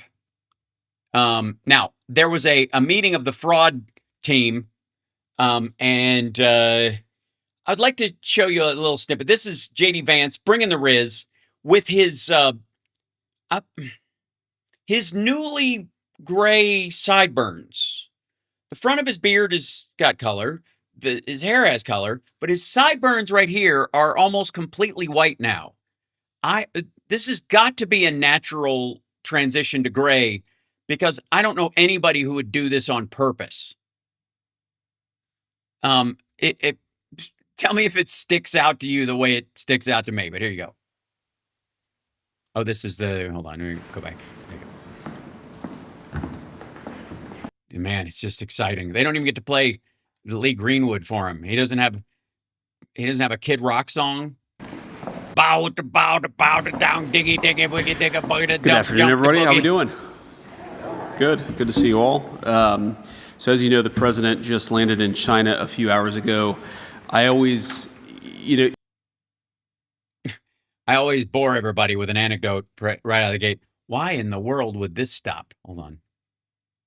I'm going to close this window and close this window. Miss Lindsay. And then we'll go back over to here. Whoops, that's Tulsi. Back up. There we go. This is a long video, so it's taking a long time to load, I guess. And then instead, we're going to use those resources ourselves because we're actually taking the fraud issue very... Okay, so he jumped back to here. Today, actually, a number of big announcements, and looking forward to hearing from Andrew and Dr. Oz and Kim about that. But let me just say that, by the way, the Kim woman he's referring to is standing right over here, and she's the only one that actually does any work. The rest of these assholes are just standing around. They like have the woman do all the work, and we'll just take credit for it. We've been hard at work over the last several months. Definitely not smart at work. Trying to make sure that we take care of the people's money and trying to make sure. How about just making sure? To make sure that the services that exist for the betterment of our fellow citizens that Democrats created, whether they're low-income kids who need access to food resources, which Republicans fight against all the time, whether they're low-income families who need access to medical benefits, which also Republicans fight against and Democrats push for, even in areas where those people don't vote for Democrats. Those programs are protected for the people who actually need them, that they don't exist to enrich fraudsters, but they exist for the American people. But enough about Florida. For whom Congress has said they're entitled. And that's exactly what this fraud task force is about. One of the things that I thought going into it, but that I've learned about fraud is that it always has two fundamental victims. The first, oh boy, this is, let me guess. It hurts the people who were supposed to get the funds, and it hurts the people who pay for it, the American taxpayer. First victim is the American taxpayer. Right. Who is generously paid into these programs in an effort to give their fellow citizens a leg up, but it also...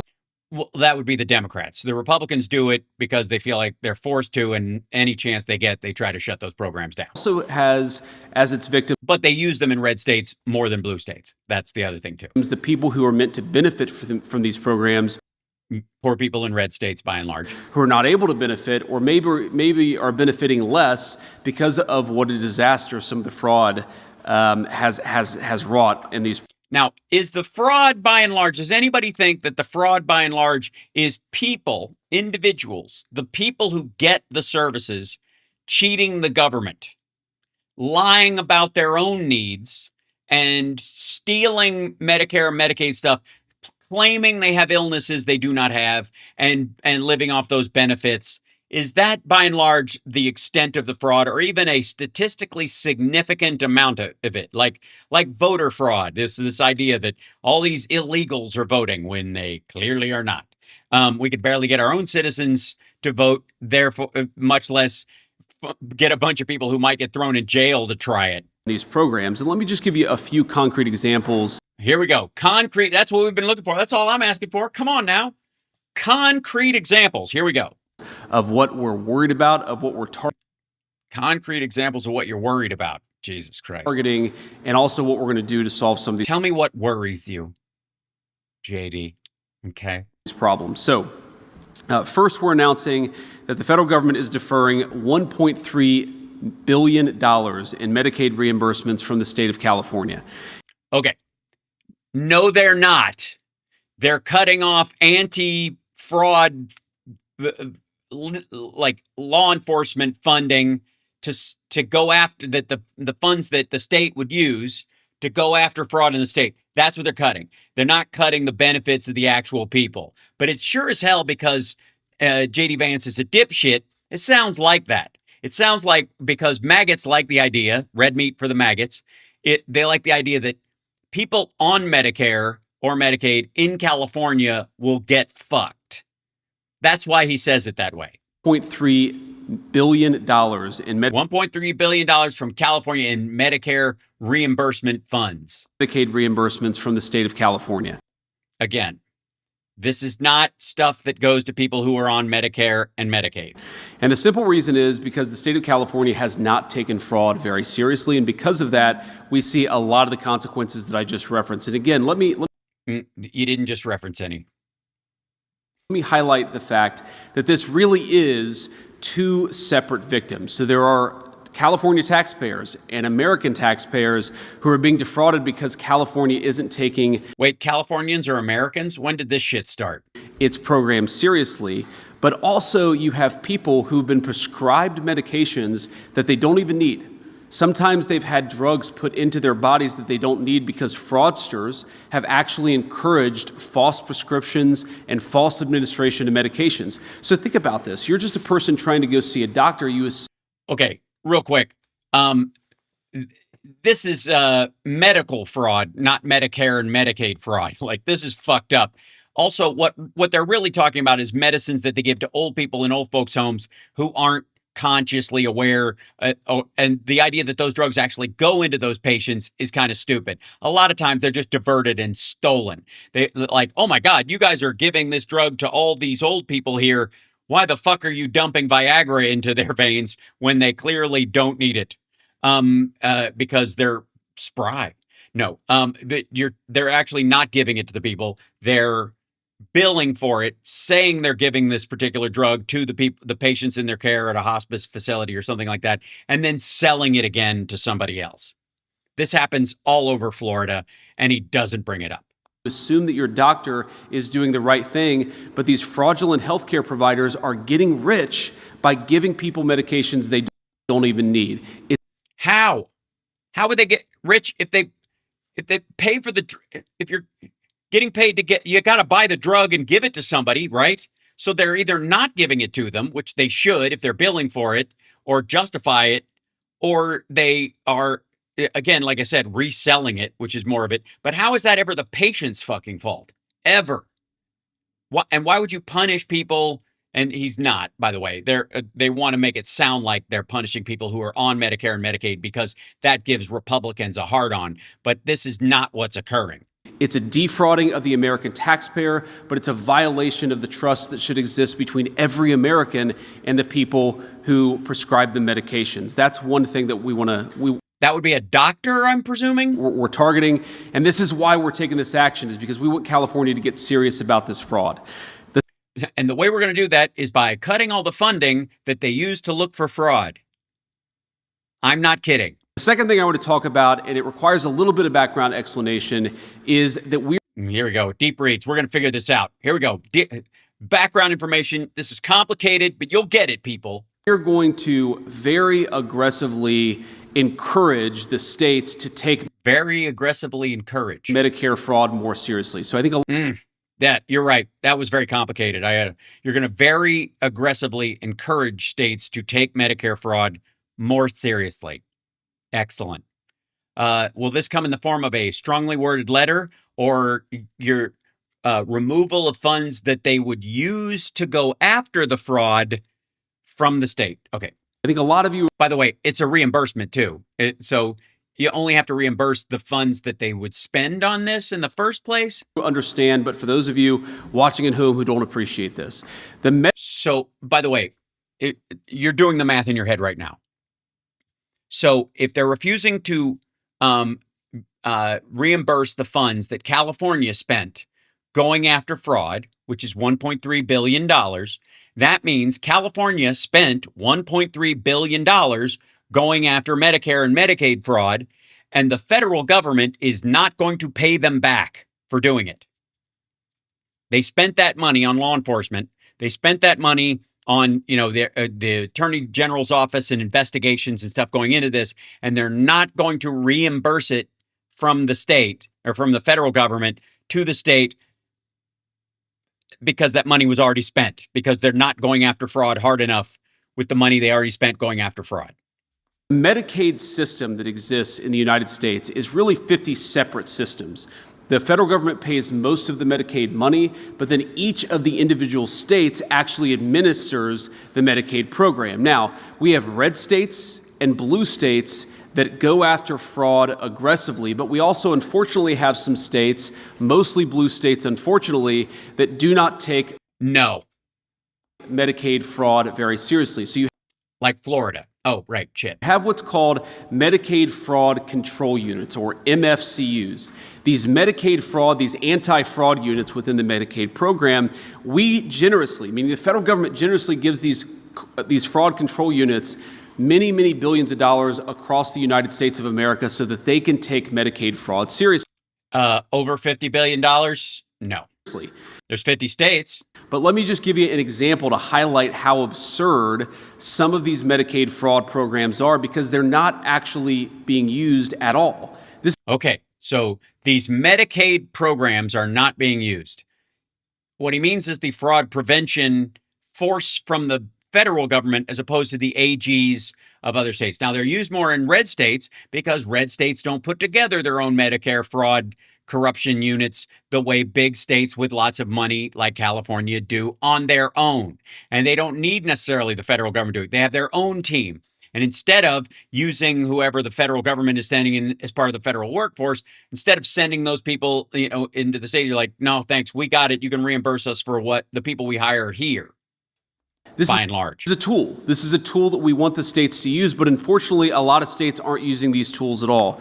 Right. Except California, which is using $1.3 billion worth of those tools, and you are not going to reimburse them for it because California. Let me highlight this with just a couple of separate statistics. Separate statistics. So, the Hawaii Medicaid the Hawaii Medicaid program has received billions and billions of dollars from the federal taxpayers. And of course, Hawaii taxpayers have paid in a lot of money into this program over the last years. Okay, the Medicaid program, like all the people who get Medicaid, the human beings who as well rely on it for services and for their own health and all that. Okay. Billions and billions and billions and billions. Guess how many convictions or indictments has Hawaii had over the last few years in its Medicaid fraud program? Define last few years. Answer is 0. Not a single indictment, not a single conviction, because because it didn't happen in the state, because they were defrauded by a company in Florida, for example. So the federal government would go after those people, and it's not a federal indictment. It's a state indictment for fraudulent behavior within the state that they would go after. Administrators of the Hawaii program just don't take it seriously. They don't think that fraud is a big enough problem. They don't care about protecting resources. They don't care about protecting that Medicaid program. So what does that mean? That means that if you're... Well, I don't know. You're going to have to tell me how much fraudulent shit you found in Hawaii, right? Wouldn't that be necessary? Like, I get 0 convictions. Then you would give me examples of cases that they let slide, wouldn't you? If you're committing fraud in Medicaid in Hawaii, at least up until now, hopefully now they're going to take it seriously, you have had effectively free reign from the government of Hawaii to commit as much fraud as you want.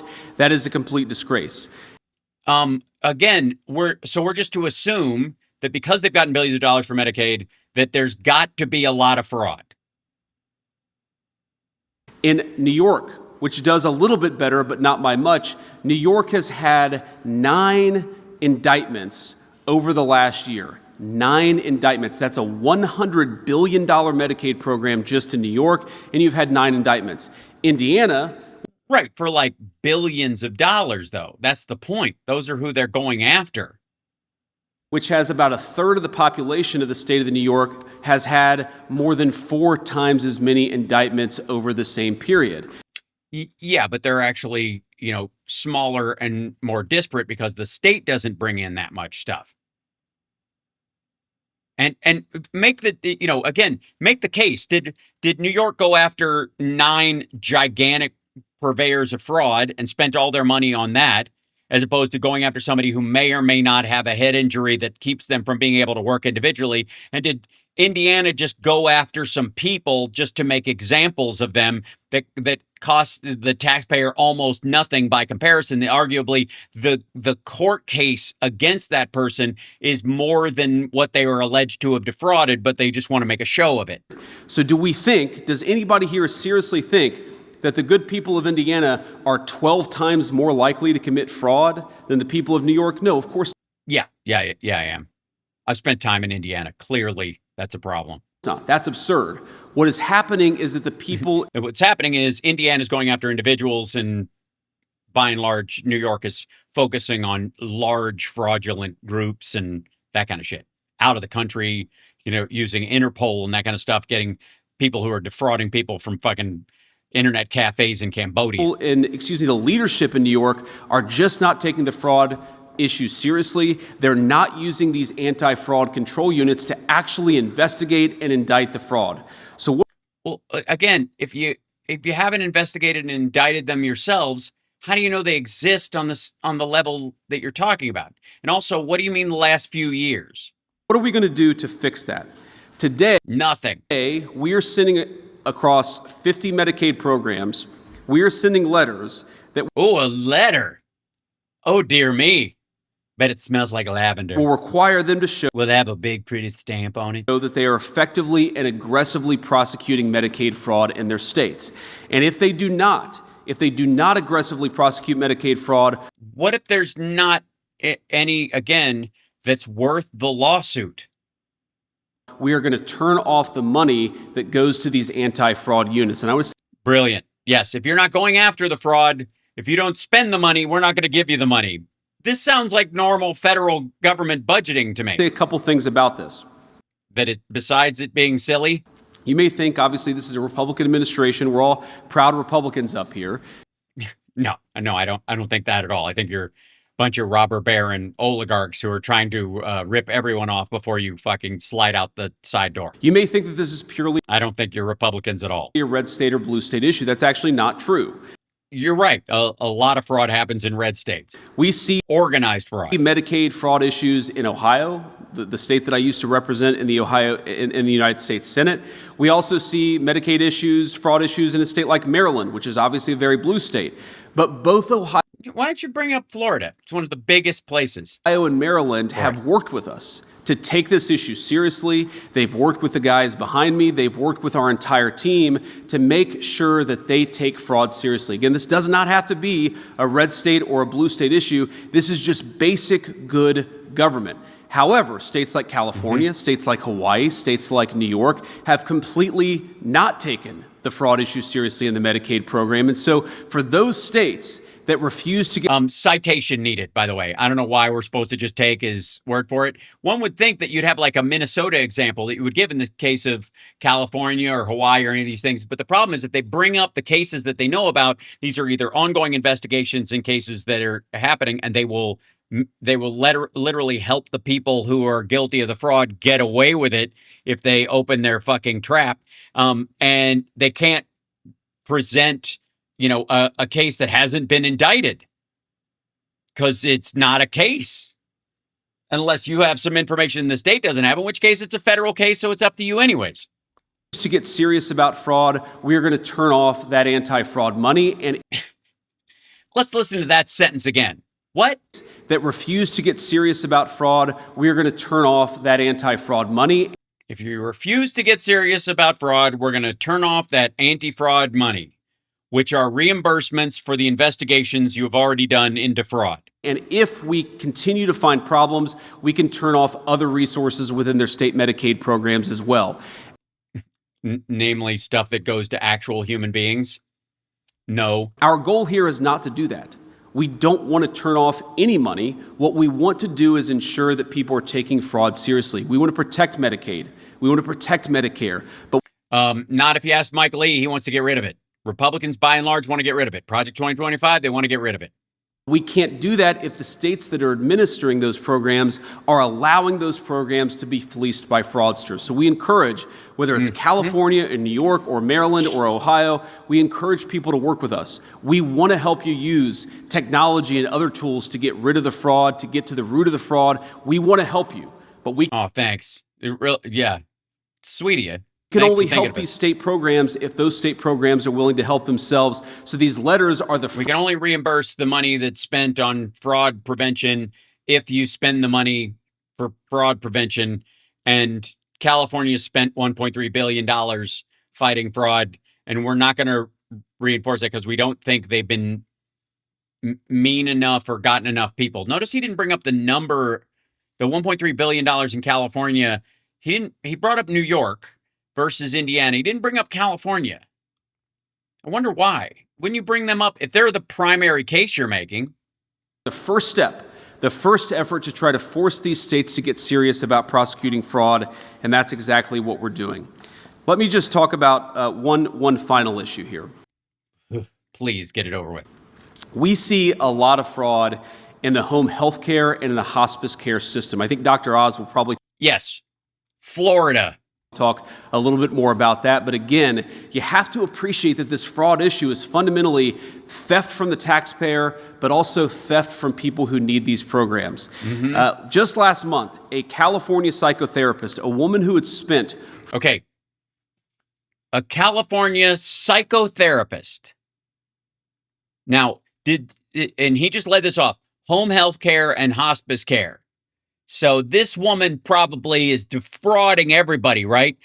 Tell us the story, the anecdotal story of how millions upon bazillions of dollars this lady stole from dying old people, right? This seems to be the trend for this. Yeah. And by the way, Rick Scott, anybody? Fundamentally, theft from the taxpayer, but And also theft from people who need these programs. Right. The people who need these programs. Go, JD Vance. Let's hear it. Champion the little guy.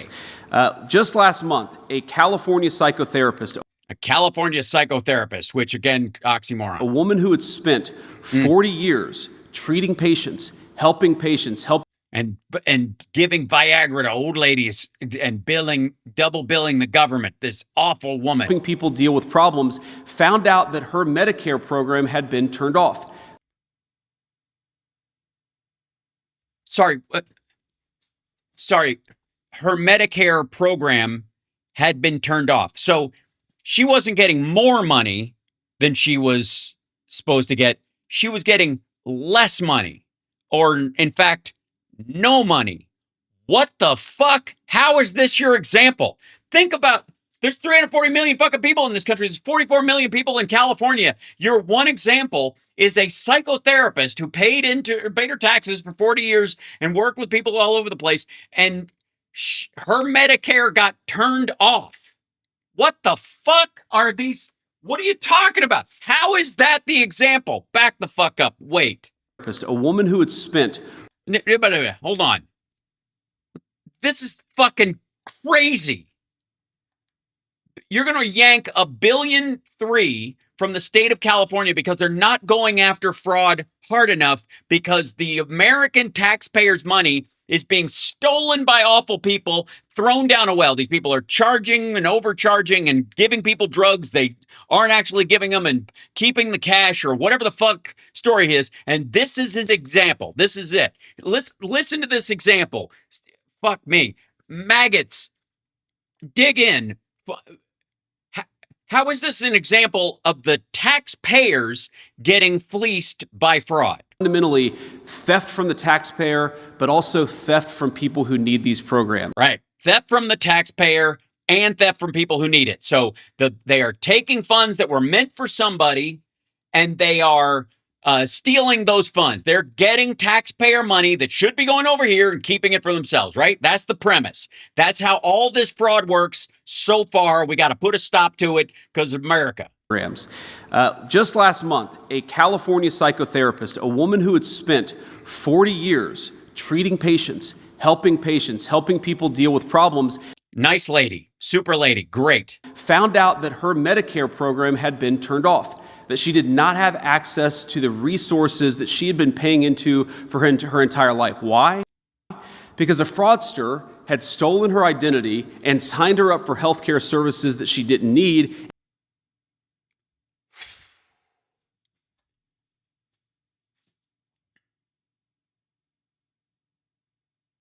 Yeah. Run that by me again. Had stolen her identity and signed her up for healthcare services that she didn't need, and so she had been turned off of the healthcare services that she did need.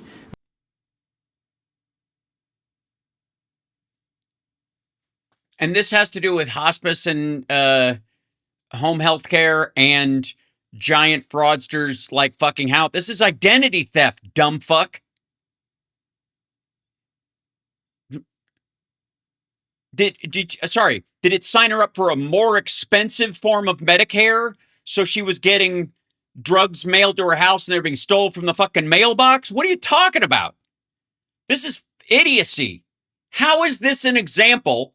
Meanwhile, Florida has like these hundreds of businesses that have these fucking post office box and strip mall addresses selling medical devices, wheelchairs and fucking respirators and all kinds of shit all over the country that never arrive, and they just keep the fucking money. But we're going to talk about one lady who had her identity stolen and was signed up in theory for I guess commercial insurance, and therefore was not qualified. Motherfucker. This happens way too much in the United States of America. Agreed, but what the fuck does that have to do with Medicare fraud? That lady had her identity stolen, dumb fuck. And it happens because until recently, we did not have a government or an administration that actually took the fraud program and took anti-fraud prevention seriously. Good God. You didn't prevent it, you dumb motherfucker.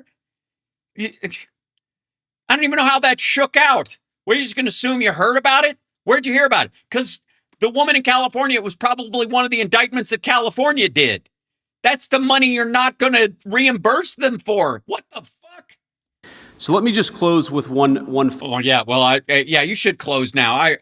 That settles it. I feel so much better about this fucking millions, if not billions of dollars spent to fly these assholes all over the country to glad hand themselves for shit the state is doing. I thought we had enough of that with Kash Patel flying himself into fucking Utah after Charlie Kirk was killed so he can sniff rocks and go, I think the killer went that way, and blowing up the investigation and fucking with it even though it's a state murder trial.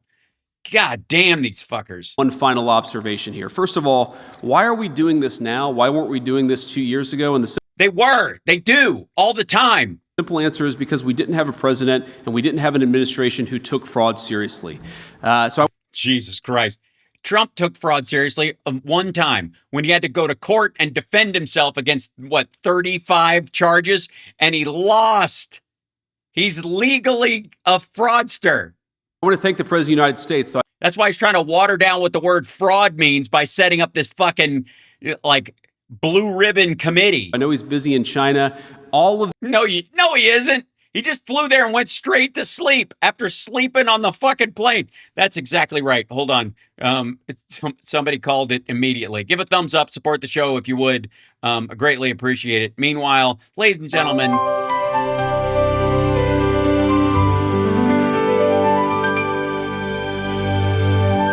Sorry.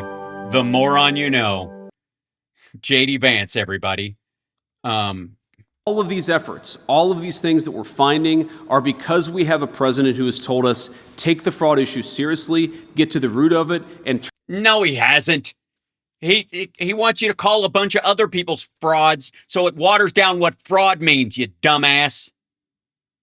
There's fraud everywhere. Why are you coming after me for fraud? I did a little bit of fraud. This is just private fraud between me and the bank. These people are fraudsters. There's fraud everywhere. But it's like Putin and we don't want to kill, Putin kills people. Well, we kill people too. You don't think we kill people? We kill people, get off his back. That's what he does. He's an adjudicated rapist. It's the nicest thing you could say about his sexual habits. And turn off that the word adjudicated was thrown on the front of it. He started as a sex pest and graduated as a braggadocious sexual assaulter. The money when we find out that money is going to fraudsters, so that's exactly what we're doing. But I just want to say that for me, and I think for a lot of people who are involved in this effort, this is very... Oh, this is going to be his phony I came up from humble beginnings bullshit. Personal. Yes, because I grew up as J.P. Mandel, J.D. Vin Diesel in the town of Oconomowoc, Ohio, which you might not be able to find on any map, but totally exists, and I really did grow up there. Because I'm not just the Vice President of the United States, I come from a family, and I grew up in a family where we sometimes benefited from these programs. Sometimes? The generosity of the American people is one of the most amazing things about our country. I think all of us, of course, just passed. You mean Democratic voters? Because, again, maggots and Republican voters vote against this shit all the time, specifically because they look at all the people who need it as useless eaters. They all agree with Henry Kissinger. Tax day. None of us like paying our taxes, but we do it. And why do we do it? Because we know that it goes to give a bite to a low-income family that can't afford food. We know that it goes to pay the military. A bite? That's very little. I don't know if we're going to be able to save them with a bite. Who keep us safe. We know that it goes to some essential services. But that trust. Well, when Biden's in office, it goes to infrastructure as well, and the removal of lead pipes, and of course, renewable energy. So we no longer have to rely on petroleum from the Middle East or polluting our rivers and streams here in the United States, and that includes coal as well. So or capping methane wells to make sure that they don't just escape into the air while after we're done getting the gas out of them that we do use. That that kind of stuff. That when and of course lowering the actual deficit, we use it for that as well. That trust in our government, that trust in our institutions, it depends on us taking that trust seriously. How long are people going to pay into programs if they know that that money doesn't go to a low-income kid who needs health care, but that money goes into a fraudster getting rich? Well, what if it's one fraudster and 100 kids? So you're going to cut off the program. And do you think the fraudster will be hurt? They'll just move on to somewhere else to commit a crime. In theory, right? They'll find another weak link in the chain and start working it. Meanwhile, the 100 kids get fucked. This doesn't work, and this doesn't make sense unless we take fraud seriously. So I'm proud to be part of an effort in our government. I'm proud to lead and I'm proud to be a big fraud. Well, at least I know my fate. Okay, so he goes in and they have everybody talk, and the woman Kim actually speaks the shortest. She's the one who actually does the work, and she actually knows how shit works. You can tell by how she talks about it. Everybody else is just showboating. And then he answers a question, and the first question he gets from the press is exactly the one that I was pointing out. This is the part I saw earlier, where they go, "Why would you cut Medicare funds to people who need Medicare, and if fraud is the problem?" Said, hey, because isn't that another form of fraud? You made a mistake. We've had a handful of calls. We're not sure they're legitimate. Okay, so this is they cut off 800 people, and that were fraudsters, that they found them, and nobody has called to bitch about it, was the story. And so according to Oz, 20 people called. That we kicked off 800 fraudulent healthcare providers off of the fraudulent healthcare providers. So I don't think you can call them a provider if they're fraudulent, like just healthcare scammers, I guess. Medicare system, and not a single one of them called the government and said, hey, you made actually more than a single one, at least 20. A mistake. We've had so you kicked off 20 legitimate companies that were helping people amongst your AI wash of whatever the fuck traits you were going after. Handful of calls. We're not sure they're legitimate yet, but it's less than 20. Well, what the fuck are you doing out here trying to hold your thighs from leaping forward or something? Do you have to go potty? What is happening? He does this a lot. Have you ever noticed that Oz stands like with his hands pressed against his thighs, like his palms are glued there? It's very odd. But anyways, there have been at least 20 of these companies. And of course, the 800 number, do we even believe that? Is it probably 80? 20 out of 800, and we're auditing them. Unbelievable. So at least 780 are not even trying to claim that they're not fraudulent. And again, those are business. Yeah, they're not even in the country. Businesses that we were giving hundreds of millions, in some cases billions of dollars to, not to provide services, but to make a fraudster rich. It's just completely insane. Drives home the scale and scope of the problem. Okay, we'll take a few questions. I will say the ground rules are, I will take the easy questions. Any hard questions are for Dr. Oz. Yes. They think he's joking.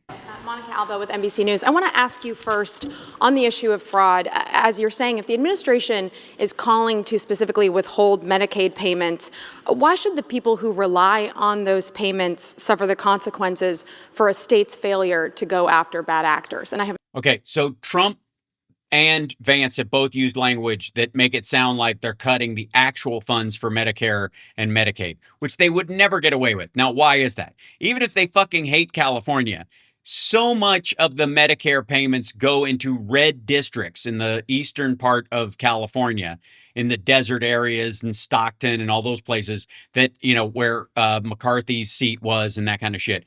They use so much more of it out there than, by a percentage, certainly, than the big cities do, Los Angeles, San Diego, San Francisco, etc. So they can't do that. If they started pulling it, it would affect the rednecks in the middle of nowhere who are, like Death Valley, not the people in Napa.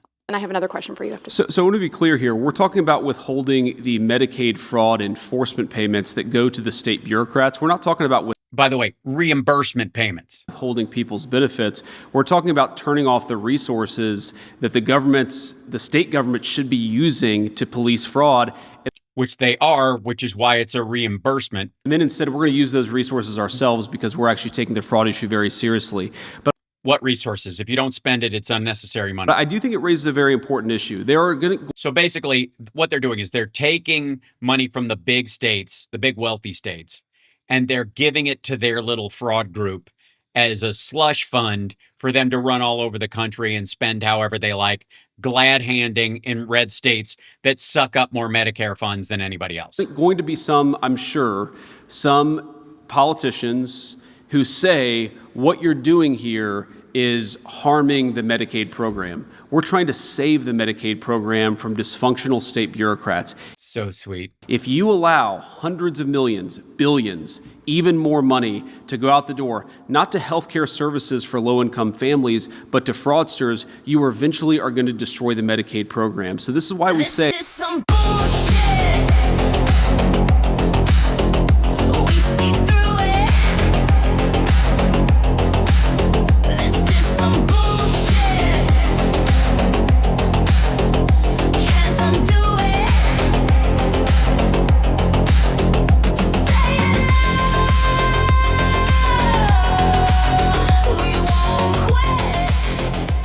Oh, yeah. Nonsense. This is a self-justifying bullshit committee. There's always a Medicare fraud watchdog group within the federal government. And what Republicans and by and large Trump has tried to do, like with the White House administration, office of budget, whatever that they were using, that they renamed DOGE, is already a congressionally funded organization within the administration.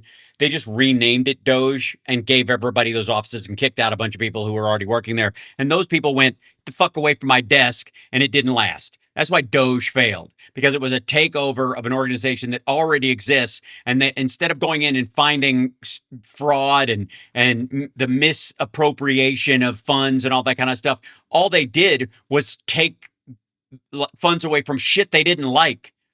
People of color, women, DEI stuff. Fucking hell. So, we're going to raid Boston Brian at 5:30. Got 15 minutes? Okay. Excellent. Because my concern is I just want us to have time for the kidney.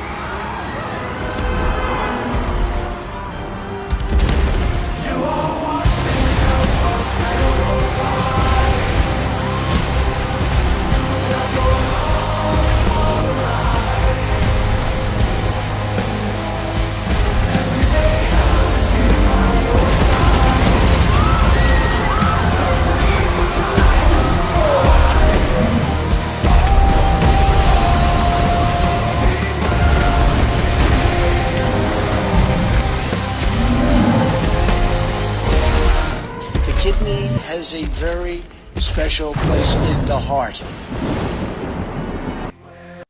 You okay? You guys okay? It was really terrifying. Sometimes it just takes over. Lately, it's been messing with my sound. It's been affecting the picture. It's just out there. I didn't even want to say the word. It's going to come back anytime. So, also, we got to jump into this. And Gorka! We haven't talked about Gorka in a long time, but apparently he's calling these two dipshits domestic terrorists, and Alex Jones is having none of it because he's busy doing a show from his garage again. And I would just like to say that can we all just enjoy for a moment that the maggots have got themselves in such a fucking twist that they are fighting amongst themselves where Gorka is doing videos about Tucker Carlson and Nick Fuentes, and Alex Jones is hating on Golka. At the same time, he's going to tell everybody that this is part of the deep state and they've taken over and they're making Donald Trump do things he doesn't want to do. So, and obviously, I guess Golka is intending that for both of these shitheads to be, the kidney's back in the, oh God, it is your tail showing kidney. I know that little part of the image upset me as well. That was the most terrifying part of it. That and the jump scare in the hallway. Yeah.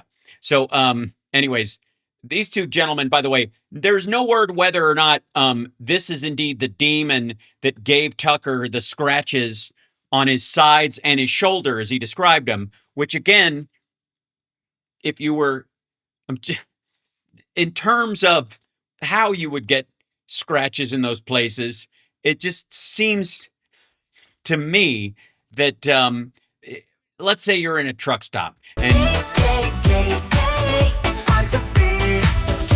just getting snacks. It's the middle of the night.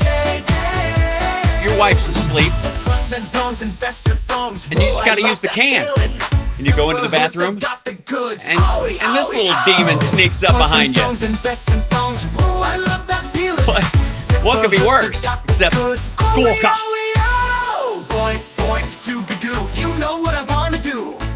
Point, point, doobie-doo. You know what I wanna do. Basta.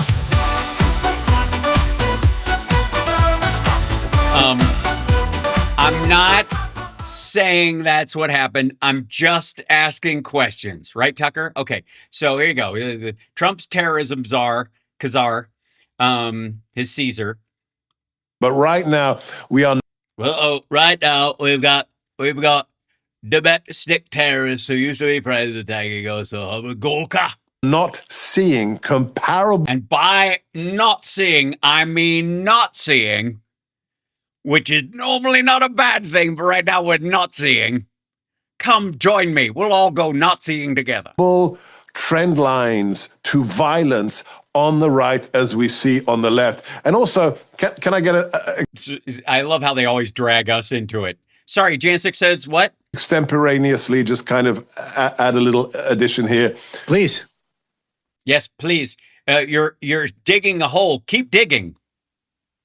It's up to people like you. I'm not a political analyst anymore. I'm a counterterrorism government employee. First of all, both of those phrases are terrifying. Also, I guess you're done shitting on government employees since you are one now. But like, government can't do anything right. Elect me and I'll prove it. It's the Republican motto. We have to have an effective, accurate snapshot on who are part of the conservative movement today. Yes, we must have purity tests. That worked out so well on the left, so we should do that ourselves. Because I would say to you, I'm not sure that Nick Fuentes or Tucker Carlson are conservatives. You're not seeing it somehow? I can't understand how you're not seeing it. If you are lauding a Sharia law, if you are saying that... so what you're saying is what you're saying. There are Muslim states that seem to be better qualitatively than America in terms of freedom and prosperity. I'm not sure that means you're part of the conservative movement. Yeah, they are. Sorry, you're stuck with them. We're not taking them. Fuck you. No, you don't get to just toss your broken clocks in the back of our pickup truck, asshole. So if you remove those individuals... Yeah, you don't get to. They're yours. And they're still calling themselves America First conservatives, so fuck you. You don't get to relabel them and throw them back on the shelf. Yeah, we're not seeing it. We're not seeing it at all. You understand that they're not conservatives. Yeah, they are. Yes, they are. They're actually more conservative than Trump is. Good luck. See you later. What sucks to be you, Golka? Left. Who are the people in the mainstream of the conservative movement, Alex? That's adorable. Yeah, there aren't any left. It's you purity tested yourself into a fucking cult. There were no mainstream pineapple farmers at Jonestown either. There were no mainstream kid fuckers at Waco. Wake up and smell the Naziing. Who are saying violence is okay. hard to find people who aren't fringe figures. Well, once we've singled out Tucker and Fuentes and the ilk, there's no violence in our areas, our people. Where is Tucker calling for violence? Where is Nick Fuentes calling for violence? I have Nick. You have Nick? But you should let him out. You can't keep a young man in captivity. This week and yesterday, before you even came out and said this. Sorry, you had him last week and yesterday? He must be exhausted. Maybe he didn't do a show today. Decrying violence and telling the nationalist movements and patriots do not engage in any offensive violence. You are a damn liar, you interloping, ladder-climbing, sycophantic, worm tongue from Eastern Europe. Nothing. Is it Tucker? Is that the TNR? Is it, I don't know, the Transnational Reflex magazine, whatever the TNR is? Eastern Europeans, but you're just a piece of crap. You tell him, Alex. Wow, you pizza crap. You're a pizza crap. You're the kind of crap I make when I've had too much pizza. Yeah, sorry, dude. You're like macho fucking opening video. Just, it's silly. It's very silly. At least my stuff is tongue in cheek, for fuck's sake. Gorka, the gay whale, as I call him. Gorka. Sorry, why would he be? Oh, I see. Is it orca with a G? So you went gay whale on that part of it, or do you know something we don't? He who asked Tim Pool for a fucking lap dance the last time you were on a show and drunk, which apparently makes you say what you really feel. Now the head terrorism czar, the top counterterrorism official in the United States, who only became a U.S. citizen in 2012. He has like 7 or 8 fake British accents. Even while he's talking, he'll be shit. It's weird that you didn't bring this up when he was there in the first term and helping with the campaign and stuff. They didn't notice he didn't bother you till he came for you. It's funny. It's almost like you owe me a fucking apology, Alex. Me and everybody like me who was telling you that Gorka was a fucking fraud, that Trump was a liar and a fraud, and that you were going to be on the receiving end of it one day, and that's the only time you'd fucking wake up to it? Eat shit. Sorry, you don't get to call these people out now. You helped them get into power in the first fucking place. Shit, up until last year, you didn't, like, middle of the, I don't even know when he started bitching about Gorka. This week? He's shifting in and out of weird fake British accents. He absolutely hates my guts. He supported. Well, like, again, everybody has a broken clock moment. Supported the COVID lockdowns, 4 shots. He supported red flag laws. He supported. Just like Trump. All the censorship of Trump supporters. Just like Trump. During the first administration. I mean, he is a bad guy. During the first administration. Well. Sorry, the first administration of who? It certainly wasn't Obama. He had a first. Biden only had one, so you could call it the first because there won't be a second, but whatever. You mean the first administration of Trump when Trump gave him a job? Gorka. It's almost like an accident. Trump just keeps hiring these assholes that go against everything he believes. He keeps falling into the same fucking bucket every time. At some point, this reminds me of that joke about the bear.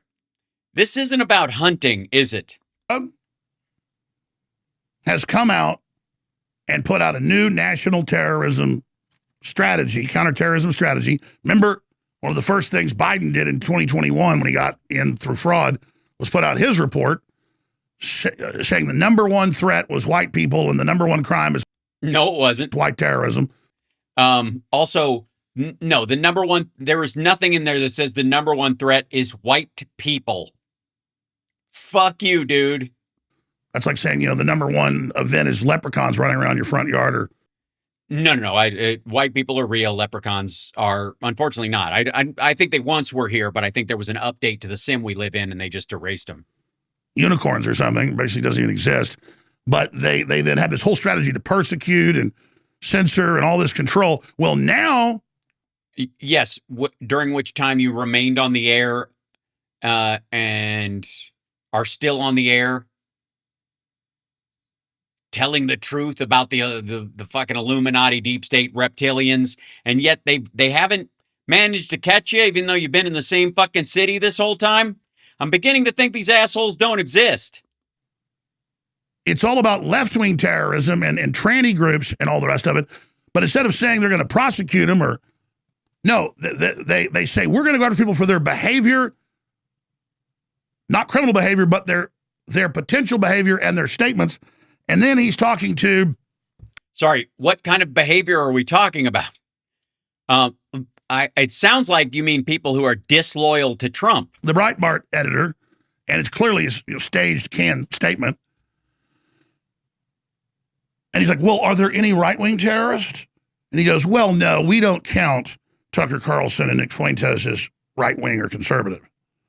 That's saying they're terrorists. Wait, you're citing Mediaite? Fuck you, dude. You can't shit all over the left-wing media and then cite it as your goddamn source. And you guys know this just annoys the shit out of me. All of these fuckers, Tim Pool, everybody, they're like, the mainstream media fucking sucks. As it says right here in the New York Times, like, fucking go get your own news. And then, in case you didn't, wasn't clear, the Breitbart chief editor shamefully says, we'll play the clip in a moment, well, we need to investigate them. They're clearly on the payroll of Qatar, and they're clearly, and remember, Tucker about 3 months ago learned that he was under criminal investigation by the Trump administration? The DOJ is... Sorry, the DOJ just in general, bunch of deep staters at the DOJ, were they? Bunch of leftover Democrats who still had a chip on their shoulder about them and don't believe in free speech? Or Trump is directing people at the DOJ to go after people who are disloyal? Like we all knew he fucking would. Is a Qatari agent with no evidence of it. Meanwhile, Qatar gives Trump a $500 million airplane. That's 400. We're paying for the other. Fine. And no, it's not fine. It was fine with you guys. It wasn't fine with us. There are no Democrats who are like, oh, the plane, fuck it. And they call me a Qatari agent, and I'm sure as hell aren't. Well, yeah, we think you're broke as fuck. I mean, you've got a map from, I think, is that Hobby Lobby stapled to the wall behind you. And turn off your overhead lamp. It's making your head gleam. And they call Nick Fuentes one. Fuentes? Sorry, how do you pronounce that again? Nick Fuentes? F-O-I-N-G-T-E-Z? $500 million airplane, that's fine. Right. And they call me a Qatari agent, and I'm sure as hell aren't. And they call Nick Fuentes one. Nick Fuentes. All right, sure. Maybe it's a different guy. I don't know. I'm going to go with Fuentes. And so Nick Fuentes and you've had him in the last 2 weeks. Couple times. I've been predicting this would be the next thing. Uh-huh. But you never saw it coming? How the fuck? Because when you come out and call your most staunch supporters when you get off track, scum and idiots and losers. Which he always did. And fried. Fried? Sorry, he called you fried? I mean, you're half-baked right now. That's clear. When you come out and call your most staunch supporters when you get off track, scum and idiots. Right, scum and idiots, that we get, sure. And losers. Yep, you're a loser. That tracks. Again, broken clock moment. And fried. Fried. Trump calls you fried. You know what? Maybe you know what he means and it's really an insult. Maybe that's an inside thing with maggots. Calling somebody fried. It's like the opposite of calling somebody fire or saying something's fire like the kids say today. Dude, that's not fire. That guy's fried. Are you okay? You seem to be having a small micro stroke. The next thing. Yes. Predict the future because you've always done that so well. When you put Alex Jones was right about everything. That's why he's doing his show from his fucking garage right now. I predicted everything, folks. I just couldn't do anything about it because it means I'd have to tell somebody and actually behave differently, which I'm incapable of doing. Neocons in who were key architects with the Democrats. Sorry, hold on. Why are they on us? And also, why is your gut exploding? Did you eat Greg Kelly while he had gas the other day? With all of the clergy response teams and the InfraGard and the training state police, local police, to take on constitutional terrorists. The clergy response teams. Remember under Clinton, remember under Obama? All the new counterterror strategy. No, I don't, asshole. Also, you're citing Ken Klippenstein? You're showing his articles and going, this is true? Fuck you. Documents we got from local and state police and Fed. Yeah, like this asshole will cite Ken Klippenstein and think he's a fucking commie, left-wing, race traitor, whatever the fuck. And then cite him? That were good. Remember how many secret documents we got that became international news and were confirmed to all be real? Training. They weren't. For a coming war with American gun owners. Which never happened, oddly enough. And we didn't even hear somebody say, why don't you take the guns first and then do due process until Trump came in? You never heard Obama, Biden, or Clinton say anything even fucking close to that. Fucking ever. And now, Sebastian, the gay... Gorka. Well, Gorka, like as in Orca. Yeah, we get it. Yeah. You're pretty simple, so it's easy to figure these things out. With all of his fake accents, he has now, Mr. Censorship, come out with the Breitbart editor rubbing his hands together. And in the full interview... like Anna Kasparian doing the Jew. I'm going to play a few clips of it. But you can go watch it if you want. They're like... Nah, I'd rather not. Oh, these evil people are too popular. And Breitbart's like, yes, how do we shut them down? The people don't like us now. They like Alex Jones and Tucker Carlson. Is this a direct quote? Candace Owens and Nick Fuentes, who's Fuentes on tomorrow for 2 hours. Oh, so you're going to have him for the third time in 2 weeks. So just in case you were wondering, and you're watching the program, Alex Jones is going to have Nick Fuentes on, have him for the third time in 2 weeks.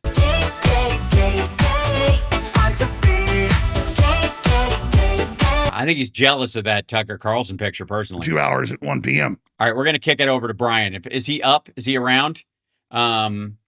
Is he on, are we on board with tossing to his show? Is he up and running? He was going to be on today. What the ever-loving... But I had a dental appointment. Okay. At 9 a.m. Cool. Who gives a shit? And then I get there, and somehow it had been canceled. So I'm here. Super interesting, dude. So I moved him to tomorrow. Good. That's probably best, because you needed to rest a lot after a dental appointment that didn't happen. Perfect having him on today with this, but it's okay. So look for that. I'm going to interview by Russell Brand today. That'll be out this afternoon. I'm going to have that tomorrow.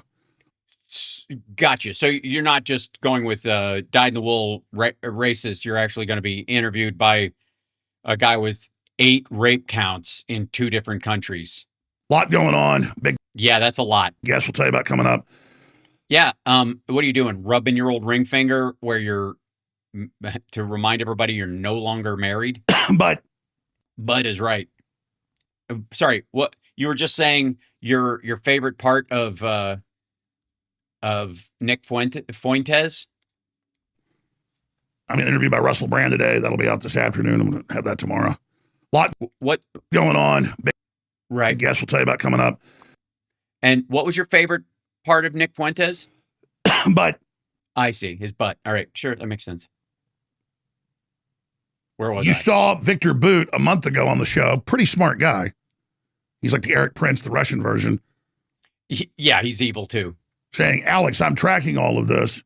The way you're being demonized, being attacked. Next, they're going to declare you terrorist. And here we are a month later, and bingo, bingo, bingo. When he singles out Tucker and Fuentes and leaves you out of it, you know where it's going next. Are there any right-wing terrorists, sir? But I don't consider Tucker Carlson and Nick Fuentes as being conservative, so no. But they'll be dealt with. Don't you worry about that. Oh, good. Oh, good. Oh, criminally investigate them. Get them, my lord. Get them, my lord. Get them. You can clearly see that he watched that sketch or that clip over and over again because he just nails it. And this is, I don't know why he's hopping in his seat, but look, I'm not here to yuck anybody's yum. Okay, we're going to toss over to Boston Brian in a second. And then he goes, Tucker Carlson endorses Sharia law in Islam. No, Tucker's trying to get detente. He's been a reporter for 30 plus years. No, he's not a reporter. He's been a talking head, a pundit at best, an opinion anchor at worst. Spent 5 years or longer off and on in the Middle East. He was blown up in a jumbo jet. They were targeting his dad, who was CIA shadow director, basically. I thought Tucker didn't know his dad was in the CIA until after he was dead. And now you're telling us he was in a plane with him on some sort of CIA mission? Gee, I don't know why I haven't trusted this guy all along. That was 2 weeks after 9/11 over Pakistan. Sorry, Tucker Carlson was over Pakistan 2 weeks after 9/11? Way to jump in there, man. Crashed on the edge of the ocean. Killed a bunch of people. So he's over there with the UAE and other groups. That he would later make money with, yeah. Trying to get peace, just like Saudi Arabia, at least on the surface is. On the surface. And he said... Right, so Tucker's doing it on the surface as well. Well, I get... Because cha-ching. Why people don't like Islam, but look at the left and transgenderism and pedophilia and the crime and the filth. That's what it is. It's the crime and the filth. The beheadings, the pushing gay people off of rooftops, all the stuff that they complain about in the Orthodox and radical Islamic areas in the world, that just gets pushed aside when we might have trans athletes. Dear God. You can go to some of these Islamic countries and they're really nice. They're really nice, especially rich ones where they really don't give a shit. Being nice. That's not endorsing Sharia law. And that certainly doesn't make you a terrorist. Well, that wouldn't, but the other shit probably does. Yeah. So I'm just kidding. I don't give a fuck. I let them fight. Oh, the left attacks Carlson saying, he's this big racist and a xenophobe. Yep. And yep. He's for sovereignty and he's for sovereignty. Yeah, that's our big complaint. Standing up for the West. But then separately, when he wants to be friends with the world, well, he's bad. I mean, imagine trying to say... No, we're not criticizing him for that. Again, broken clock moment, and I don't think he's an honest purveyor of it. And just because he's finally embarrassed by just how much damage Trump has done. Like, look at where Trump's numbers had to be before this fucker jumped ship. I don't buy it. I think Tucker's full of shit. I think you're full of shit. And you know how I know? Because the rest of us knew this shit was coming. This whole Alex Jones predicted everything. No, he fucking didn't. Listen to him talk about Trump. You could see this coming from a mile away, and he's like, I don't understand how this happened. Netanyahu must have put a spell on him or some shit. I'm not going to talk like that. I got to sing next week. I'm going to let you guys go. Enjoy Boston Brian. Send him my love, and I will see you guys tomorrow. Hit the like, share the show, etc., etc., etc. I'm going to send you out with what did we say? The way of the world? Yeah. I don't know. I'm feeling downside out these days. It's funny when you listen to your own tunes. Take care of yourselves and take care of somebody else.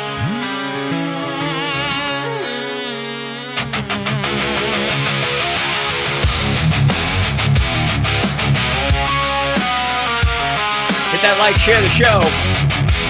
Patreon.com/HalSparks.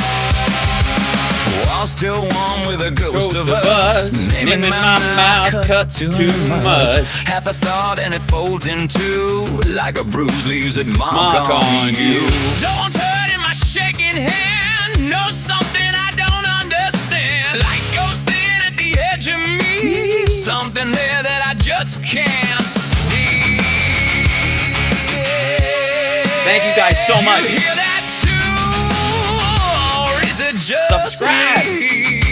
Downside out, downside out. I need to go where I don't belong.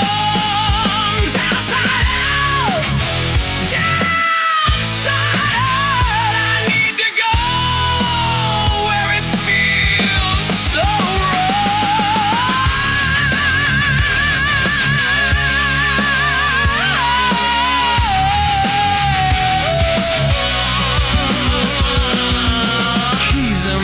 music's the same sad song, empty space that was here all along. Every step is a borrowed shape, every second a vain escape. After crying out for sin, summer stealing the autumn wind. There's a face that I almost know through a window where I won't go. If you're there, don't let me see. Downside out, downside out. I need to go where I don't belong. Downside out, downside out. I need to go where it feels so